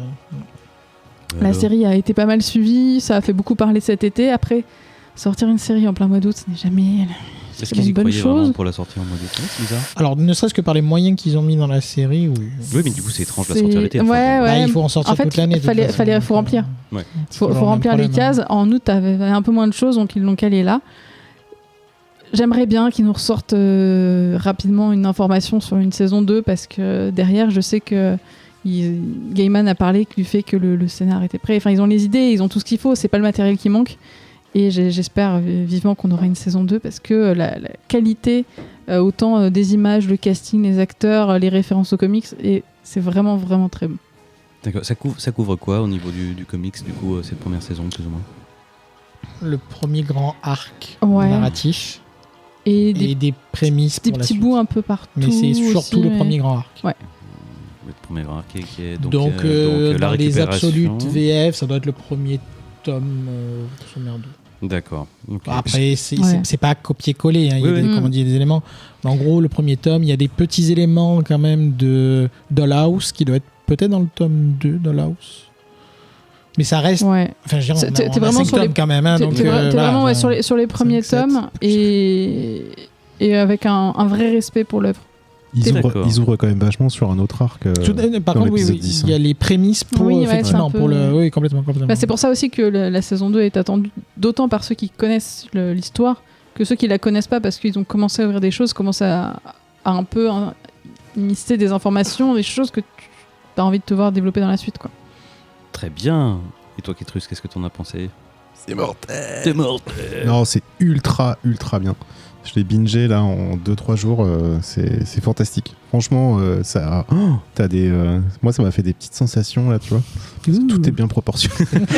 Ça, non, c'est La géométrie. ultra bien. impeccable. Sandman, j'en ai lu un peu il y a hyper longtemps et j'avais jamais repris. Du coup, je connais pas aussi bien que mes petits camarades là, les comics. Mais là, je pense que je vais courir et je vais tout lire parce que voilà, Neil Gaiman, moi je suis un fan absolu de ses bouquins et tout ça. Et là, c'est une putain de claque en fait. C'est vraiment ultra bien quoi. Il y a de l'inventivité au niveau visuel. Je pense à une scène par exemple où tu as le corbeau qui va partir dans le monde des éveillés à partir de la bibliothèque du monde des rêves et en fait il passe à travers une fresque un peu à la Michel-Ange, tu vois, qui devient en parallaxe et il vient dedans puis il se retrouve après dans le monde des mortels quoi. C'est rien que tu vois, c'est que des petits trucs comme ça et c'est hyper bien fait quoi. C'est pas t'as beaucoup d'effets spéciaux, t'as énormément d'effets spéciaux, mais tu les vois pas la plupart du temps en fait. Ils sont très naturels. Ils ont fait en sorte que tu l'acceptes, que voilà, t'as le monde des rêves, t'as le monde des humains, et puis t'as des trucs un peu fantastiques, mais c'est jamais, c'est toujours très subtil. Alors j'imagine que dans le comics, connaissant Gaiman, ça doit être aussi un peu ça quoi. Et ouais, c'est un vrai plaisir. Tu retrouves c'est du Gaiman pure souche avec l'humanisation des déités, des concepts et des trucs comme ça, ce qu'il adore faire et ce qu'il a fait dans ses comics, dans ses bouquins, etc. Et tu sens vraiment qu'il est derrière en fait, que ça n'a pas été laissé à volo et qu'il a maîtrisé. Enfin, pas qu'il a maîtrisé, mais en tout cas qu'il a dû contrôler et beaucoup aider au niveau du scénario, que ce soit sur les dialogues, l'articulation, etc. Et non, c'est fou. Tout le monde, tout est bien en fait. Très peu. J'ai quasiment relevé aucun mauvais acteur, si tu veux, aucun mauvaise interprétation. Il y en a un petit peu sur des rôles tertiaires, mais tout le reste, cet acteur qui incarne Morpheus, c'est fou quoi. Sa façon de parler, de rien faire. Tu vois, c'est con, hein. Mais tu sais, c'est un peu comme ce qu'on disait sur le Mandalorian quoi. Juste le mec il a un masque, il bouge la tête de 2 cm et c'est fou.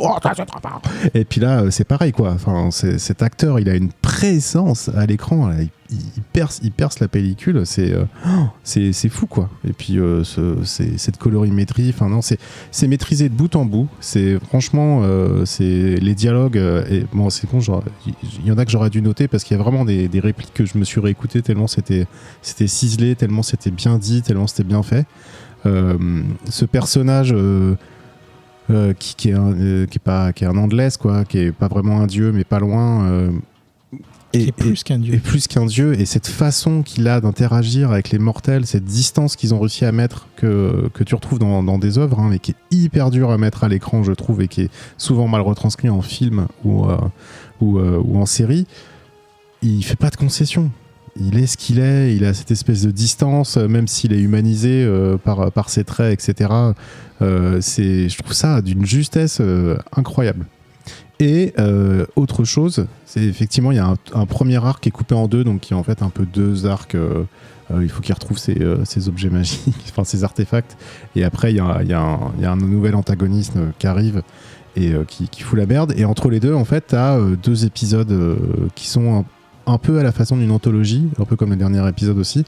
Et c'est mortel en fait, c'est hyper rafraîchissant parce que ça te propose autre chose. C'est une façon de raconter un univers et des personnages un peu différents de ce qu'on a actuellement, qui est vraiment souvent c'est une histoire, t'as une histoire et tout est tracé et puis t'essayes d'en mettre le plus possible. Là il y a des espèces de respiration et t'as une narration qui va être différente, une réalisation qui va être différente. Et en fait c'est trop bien quoi. C'est effectivement l'épisode qu'il y a dans le diner et juste après un épisode avec qui se passe dans plusieurs époques. Avec Hob. Ouais, Mm. tous les 100 Ça- ans. C'est ouf, c'est trop bien, c'est hyper intelligent, c'est vachement bien écrit et c'est magnifique. Et c'est juste, non, cette série, elle m'a renversé. Franchement, je l'ai trouvé folle et c'est une des meilleures séries adaptées de comics pour moi. Franchement, et loin devant beaucoup quoi. Et puis je vais arrêter de. Non, mais Je vais arrêter parce que pour ça, franchement, moi, elle m'a. D'accord. J'ai fini de la regarder l'épisode 11 à 4h je crois, tu vois, à 16h je me suis fait une pour ma pause clope et Ah, c'est pour ça que t'étais en retard. non, non, c'était pas pour ça, c'est parce que j'ai dû retrouver des fichiers cachés parce qu'il n'y a pas assez de patronautes. Non, c'est faux. Mais non, c'est vraiment, moi je suis encore dessus et j'ai envie de la revoir en fait, j'ai envie de la revoir avec des gens, j'ai envie d'en parler, c'est trop bien, trop bien. Non. Reagan. Quel plaisir. Non, mais c'est... on a déjà dit beaucoup de choses. Je pense qu'il y a un des trucs qui est le plus intéressant, je trouve, parce que c'est souvent raté, et c'est pas le cas ici, c'est le case par case.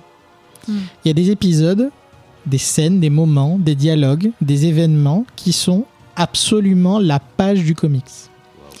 Ce qui souvent est casse-gueule, puisque par définition, c'est pas la même narration, c'est pas la même manière de raconter. Ça marche aux petits oignons. Ça marche parfaitement. C'est un exercice vraiment pas évident. C'est là où aussi on voit la science de Gaiman sur la manière de faire sa narration. Point important aussi, je suis d'accord, et c'est un petit peu trop souvent galvaudé. Oui, le créateur a participé à la production de la série. Oui, enfin, il y a ceux qui touchent l'échec et ceux qui font en sorte qu'on respecte leur œuvre. Et ça, très clairement, on est plus souvent dans la première catégorie que dans la deuxième. Là, ça se voit, il a été clairement présent, il a dit ça faut y aller, ça faut partir comme ça. Et ce qui est du coup assez drôle, encore une fois, c'est qu'on sait que la série, malheureusement, une minorité bruyante, comme souvent sur les séries actuelles qui fonctionnent bien, trouve toujours à redire. Ils ont changé des personnages. Voilà. C'est des filles au lieu d'être des garçons. Ils sont noirs. Voilà, et je parle clairement pas du fond parce que clairement il y a des choses qu'on peut ne pas aimer, hein, sur le fond il n'y a pas de problème, mais typiquement là oser parler à la place de Gaiman qui s'est fait un plaisir de replacer tous ces bonnes gens sur Twitter entre autres choses. Vraiment, il y a un vrai respect du coup des personnages. Comme on l'a dit, le casting est excellent. Je sais qu'il y a des gens qui auront du mal, il faut être tout à fait clair, avec le personnage principal. Parce que, comme dans le comics, c'est quelqu'un qui fait passer le reste. Il n'est là que pour lancer les histoires. C'est Sandman présente, tu vois, littéralement. Ce qui compte, c'est les rêves qu'on vit à côté. Puis il y a le côté où il est pas gentil, il est pas méchant en fait. Clairement, ouais. il est au-dessus de tout ça, de toute façon. Et donc certains vont le prendre pour un côté très face de marbre, peu d'émotion. Au contraire, c'est que justement, chaque fois qu'il y a la moindre émotion, et il y en a quelques-unes, ça défarouille parce que ça part vite dans les tours, en l'occurrence. Non, le casting est génial. À titre perso, le casting, j'ai le moins... Alors, c'est pas le casting, c'est l'écriture que j'ai le moins aimé, pour info. Il y a une certaine Constantine dedans, qui pour moi est pas écrite comme il faudrait que Constantine soit écrite. L'actrice fait son taf, il n'y a aucun problème. Juste pour la parenthèse, Constantine c'est une raclure, enfin soyons clairs, hein, c'est la raclure par excellence, c'est la fin justifie les moyens, etc. Et on le ressentait un petit peu moins, je trouvais, au niveau de l'actrice. Je pense que c'était peut-être pas assez long en fait. Comme après elle a peut-être pas eu tout à fait, elle a pas eu peut-être la place de le faire. Non mais c'est vrai que la caractérisation du personnage était un peu faiblarde. C'est ça, c'est pas du tout l'actrice, il n'y a aucun problème, j'adore Doctor Who s'il vous plaît. Donc non, il n'y a aucun problème. C'est Jenny Coleman qui est excellente, hein, ça il n'y a aucun problème avec ça. Le Corinthien, j'en parle pas. Hob Gadling, j'en parle pas. Death, oh là là, quel plaisir. Desire, je balance des noms, vous verrez bien quand vous le verrez. Lucienne, enfin, il y a tout qui va bien, quoi. Enfin, Lucifer Morningstar. Souvent, on le dit, on se plaint d'avoir des adaptations qui respectent pas l'œuvre, qui sont malins, qui reprennent pas le fond de l'œuvre, etc. Mais on a tout ce qu'il faut là. On a tout ce qu'il nous faut. Et moi qui en plus j'aime beaucoup la partie mythologie, etc. Et là, vous en avez, hein, il y a tout ce qu'il faut pour se faire plaisir. C'est vraiment une adaptation de comics réussie. Et encore une fois, c'est vraiment pas si fréquent que ça. Il y a très peu de compromis. Il y en a quelques-uns évidemment par définition. Graphiquement, on va dire 99,9% du temps, c'est très beau. Il y a des petits aléas comme toute série. Je veux dire, quand on voit ce que peut sortir Disney sur certaines séries, je pense qu'on n'a clairement pas à rougir. Calmez-vous, Ah, monsieur. attention. Hein. Calmez-vous. je n'ai rien dit. tout de suite. Il y a des vraies réflexions de fond, et ça, c'est toujours qu'est-ce que l'humanité, qu'est-ce qui nous différencie de. Enfin, vraiment, il y a des éléments touchants qu'on retrouve déjà dans le comics, bien sûr, mais qu'on retrouve d'ailleurs, soit dit en passant, aussi sur Sandman The Dreaming, qui est la version de Sea Spurrier qui est sortie il n'y a pas si longtemps, qui est fantastique aussi. Genre, le rêve, on a tendance à le sous-estimer, comme il le dit lui-même dans la série, etc. Mais c'est ce qui nous différencie de l'inerte, quoi. Enfin, c'est ce qui nous différencie du commun. Enfin, c'est ce qui nous donne la force d'aller de l'avant, quoi. Enfin, il y a des réflexions, la mais justification des cauchemars et tout. c'est l'enfer. dingo. Vraiment, j'ai adoré. Et ça fait vraiment mal au cœur parce que la série a été quand même plutôt bien accueillie. Pas extrêmement bien accueillie, mais plutôt bien accueillie. Les visionnages ont été bons. Il y a toujours ce problème de caisse de résonance de quelques crétins. Bon, enfin, honnêtement, on s'en fout, c'est pas la question. Mais Netflix, effectivement, a eu sa convention à la To Doom il y a pas longtemps et le nom n'est pas du tout apparu nulle part dans aucun panel. Ah ouais. Par pitié, C'est ouf, quoi. pitié, quoi, s'il vous plaît, quoi. Il y a suffisamment de choses moyennes, sans plus. Allez-y, quoi, allez-y. Si je devais rajouter un tout petit défaut, pour vraiment aller chipoter, mais vraiment, pour chipoter, comme on le disait, il y a toujours des histoires de droit. Donc c'est DC, mais c'est pas DC, Sandman. Donc c'est Vertigo. Du coup, il y a des clins d'œil DC qu'on n'a pas, par définition, dans la série. Ce qui est complètement logique. C'est pas un gros spoiler, je vous le donne. Il y avait un personnage quand il va aux enfers, qui est un personnage typique de DC, qui l'accompagne et qu'on ne pouvait pas avoir là de toute façon. C'est aussi pour ça qu'on a une Johanna Constantine et pas un John Constantine. C'est des petits détails, mais bon, voilà. C'est pour ça. Oui, ils C'est n'ont pour pas, ça, ils ont ouais, pas les tout à droits fait. dessus. Mais c'est du détail, Ça objectivement. aurait été hein. ouf. Mais j'ai ça aussi, une petite série ou un petit film intriguant, mais alors, comptez sur moi. Hein. Genre l'acteur qu'il y a dans de Constantine que t'as dans Legend of Tomorrow, tout ça, cet acteur, bien sûr. t'imagines Ouais, les il deux était en même temps, plutôt bon. Wow, ça aurait été ouf. Non, vraiment, c'est. Ça fait encore une fois, c'est des séries qui font du bien. Alors attention, quand on dit qu'il fait du bien, parce que c'est bien fait et tout. Alors, je pense que je vais moi aussi citer le dîner. Ah, ça met pas bien pour autant. Hein. Ah non, on finit pas bien. Hein. C'est pas drôle. non. Mais C'est ça pas tape drôle, ouais. extrêmement juste. Ouais. Et là encore, l'importance de pouvoir rêver, parce que sinon on est désespéré, quoi. L'épisode avec la mort est très dur aussi. Hein. Toute la marche après, une fois qu'ils sont partis du banc, là. Et c'est du Gaiman pur jus. Tu prends des coups dans le cœur toutes les deux C'est secondes vraiment et du c'est- Gaiman pur jus, quoi. C'est incroyable. Ouais. Bah, moi, Vraiment vous, incroyable. vous me faites rêver, moi, Très c'est actuel tout, aussi. tout ce que Ouais. vous dites. Donc, bon, on voit directement, manifestement, c'est ça qui est la preuve que c'est extrêmement fidèle. Parce que moi, j'ai pas regardé la série, mais clairement, vous me Et du coup, Mais voilà, donnez si- des résumés Des d'issue passages de trucs par qui- issue. bien sûr. c'est vraiment si tu as Ouais. aimé le comics, tu peux y aller parce que Je peux y souvent, aller, parce que tu vois, c'est pour des ça que fois, je suis pas allé, voilà, en fait. souvent c'est ça qui C'est pour bloque. ça que je suis pas allé. Ah, Parce que mais j'aime tellement go. le comics que Ah, j'avais go. pas envie de voir un Mais truc moyen. Mais J'étais donc, comme toi, moi j'aimais tellement Gaiman que je me suis dit, est-ce que je vais être déçu C'est casse-gueule tu vois, en plus, hein, ouais. c'était clairement c'est- casse-gueule. C'est hein. hyper casse-gueule, quoi. En Donc, plus, j'ai- Surtout la- qu'il reste des arcs narratifs très oniriques à venir, qui sont pas évidents à rendre. hein, Moi, donc, j'ai eu la fin. l'idée qu'aurait pu être mais une catastrophe de faire une insomnie le jour d'avant la sortie. Et du coup, qu'est-ce que je me suis dit? J'arrive pas à dormir, je vais faire quoi? Mais je vais relire en fait. Et donc je me suis relu le début de Sandman et avant de lancer la série, je me suis dit, oh, ça se trouve j'ai fait une grosse connerie hier soir. Ouais, parce que J'aurais pas c'était- dû. C'est drôle de lire ça pendant une insomnie, quoi. Ouais, mais en fait, oui d'ailleurs, c'est vrai. c'est Mais que tu vois, des- j'avais que ça en tête en fait. Et je me suis dit, bah tiens, je vais le relire. Et du coup, en fait, j'avais les casques qui étaient toutes fraîches dans ma tête. Et je les ai vus à l'écran. J'ai fait, mais c'est fou. C'est vachement bien fait. Putain, Donc, c'est réussi, ouais. c'est bien. Et on n'a pas trop parlé, mais du coup, donc, il y a 2 épisodes qui sont sortis après, dont un qui est entièrement en animation avec des chats. Ah, ils l'ont sorti en 2 épisodes. Voilà. En fait, c'est un épisode, mais où dedans, tu as 2 épisodes. Oui, c'est ça, ouais. Ouais, c'est ça, C'est en un 2 peu- parties en fait. Ouais. Ouais, ouais. Il l'appelle le 11 au lieu de l'appeler 11 et 12, tu vois, c'est en 2 parties. Donc t'en as un qui est avec les chats en animation et qui a un casting de voix hallucinant. Mais genre vraiment, ils ont été tapés. Il y a du bon monde, hein, ouais. Ah ouais, alors là, si tu vois le casting de Doctor Who, t'as tout le monde. Et du coup, un 2e épisode qui est sur Calliope et qui est aussi.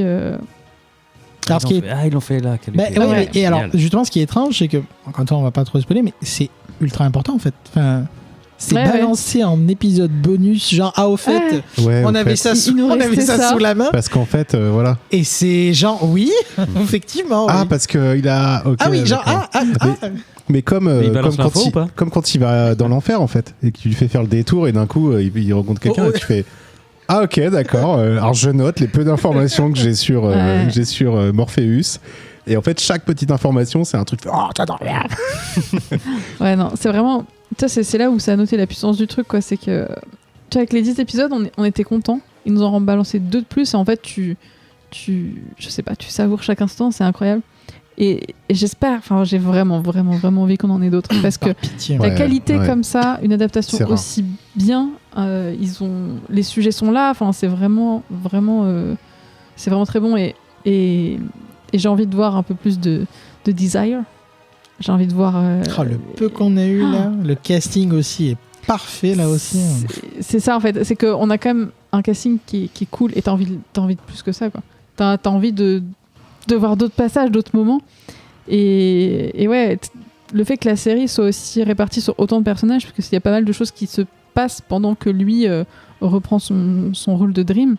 Et t'as tout qui s'imbrique, qui se remélange et qui revient à un moment. Et t'as envie d'avoir plus que ça. Tu veux savoir. Tu veux savoir. Give me more. Il commence à avoir pas mal de séries là. American Gods, De Bons Ouais. Présages et Sandman. Ah, il est plutôt bankable. Hein. Ouais. Oui. Même si apparemment. Faut renouveler, quoi. Ouais, ça a C'est été tout ce qu'on compliqué fait. pour American Gods apparemment. Ouais. Ouais, c'est possible. Et c'est peut-être pour ça que Netflix pour l'instant ne veut pas renouveler, mais Je trouve que c'est au-dessus d'American Gods. Oh oui, Pourtant, largement. American Gods, c'est un bouquin. Bah, d'ailleurs, j'avais fait un focus dessus. Ouais, ouais. Mais Oui, euh, sur la BD qui était pas bien d'ailleurs. Le roman est Ah oui, extraordinaire. oui, le roman est Mais bien, je ouais. me souviens, Pas bien. du focus sur Ouais. l'adaptation Ah BD ouais. qui avait été descendu en flammes, alors que le roman, on le ressouligne au passage, American Gods de Neil Gaiman, c'est un chef-d'œuvre aussi. En parlant de focus, évidemment, Sandman, focus, évidemment. un jour.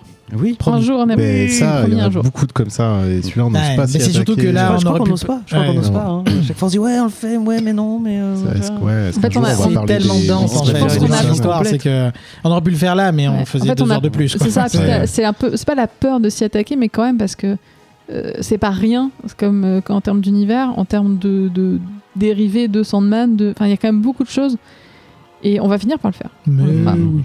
On le fera, mais on vous préviendra pas avant. Plein de trucs Voilà. qu'on n'a pas fait. Du From Hell, etc. Bref. Ouais. Bon, donc. C'est un immense oui. Vous m'avez convaincu. Ah bah oui, non, Voilà. à fond. Oui, franchement, J'osais pas le Fonce. regarder. Et C'est fou. vous m'avez convaincu. J'ai vraiment envie de regarder, de voir à quel point, je le sais déjà par le comics, mais de le voir dans la BD, à quel point les rêves sont importants parce Ouais. qu'ils sont les teufs de nos vies. Et Exactement. voilà, on va finir C'est cette émission Ouais. là-dessus. Les yeux aussi, c'est important. Ah là là, bon, c'était bien tout ça. Bah, On ouais. va Quel bien dormir, confort, hein. on va rêver, on va visiter le multivers dans nos songes. Mais en attendant, où est-ce qu'on peut nous retrouver? Par exemple, Regen, où est-ce qu'on peut te retrouver? Écoute, sur Discord, sur Twitter, un petit peu sur Instagram, les canaux habituels. Les canaux habituels, le canal Saint-Martin, le canal de l'Aube, Exactement, les tout à canaux fait. habituels, normal. Ketrus, Oui. où est-ce qu'on peut te retrouver? Alors, au Contrecast. Au Contrecast. Prochain épisode quand? Prochain épisode, plutôt fin octobre. Très bien. Parce que celui de septembre est déjà sorti. La semaine dernière, si je ne m'abuse. Et on peut me retrouver sur Twitch de temps en temps et sur YouTube avec la chaîne de l'Appel Oui. où je fais de l'actual play et où j'ai fait un épisode spécial où on est revenu en fait sur l'écriture de Murder Party et sur une qu'ils ont joué et comment on organise ça, comment ça se passe, etc. Qui était vachement intéressante de mon point de vue. Je sais pas pour les auditeurs, mais en tout cas c'était assez mortel de parler du processus de création et tout ça.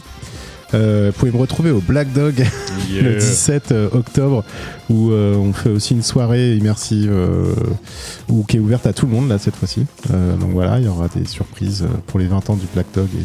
Mais c'est-à-dire, on peut. C'est ouvert à tout le monde on et peut vous me venir, verrez sûrement costumé. Il y aura une histoire et il y aura des choses 17 à octobre. découvrir, à résoudre. Mais on note le 17 octobre, Black ce Dog. genre de choses. Voilà, le lundi 17 octobre.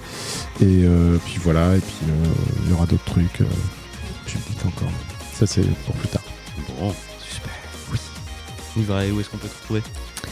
Eh ben, trop certainement dans un prochain Comics Podcast, hein, parce que j'ai l'impression C'est que mes dispos sont plutôt pratiques cette année. Et toujours sur le podcast de Netflixers. Il m'est arrivé de parler de Sandman, effectivement. On aime parler de Netflix et des copains. Et après, toujours sur Twitter.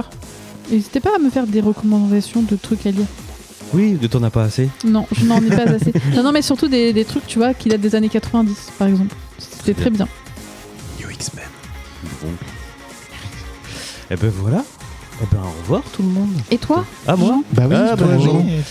vous pouvez me retrouver sur Instagram un petit peu, et je vais un peu plus sur le Discord qu'avant, dire coucou et essayer de dire une phrase et puis de répondre 8 heures après. Mais fidèle du BCC, bien sûr. Mais voilà, et puis surtout sur le Bouya Comics Club, sur Facebook, les vieux de la vieille, on est là et on tient. Voilà. On vous embrasse, on vous fait des poutous, faites de beaux rêves et à bientôt. À bientôt.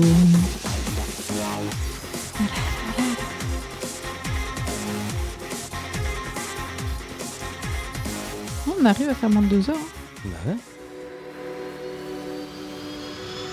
Fin de transmission.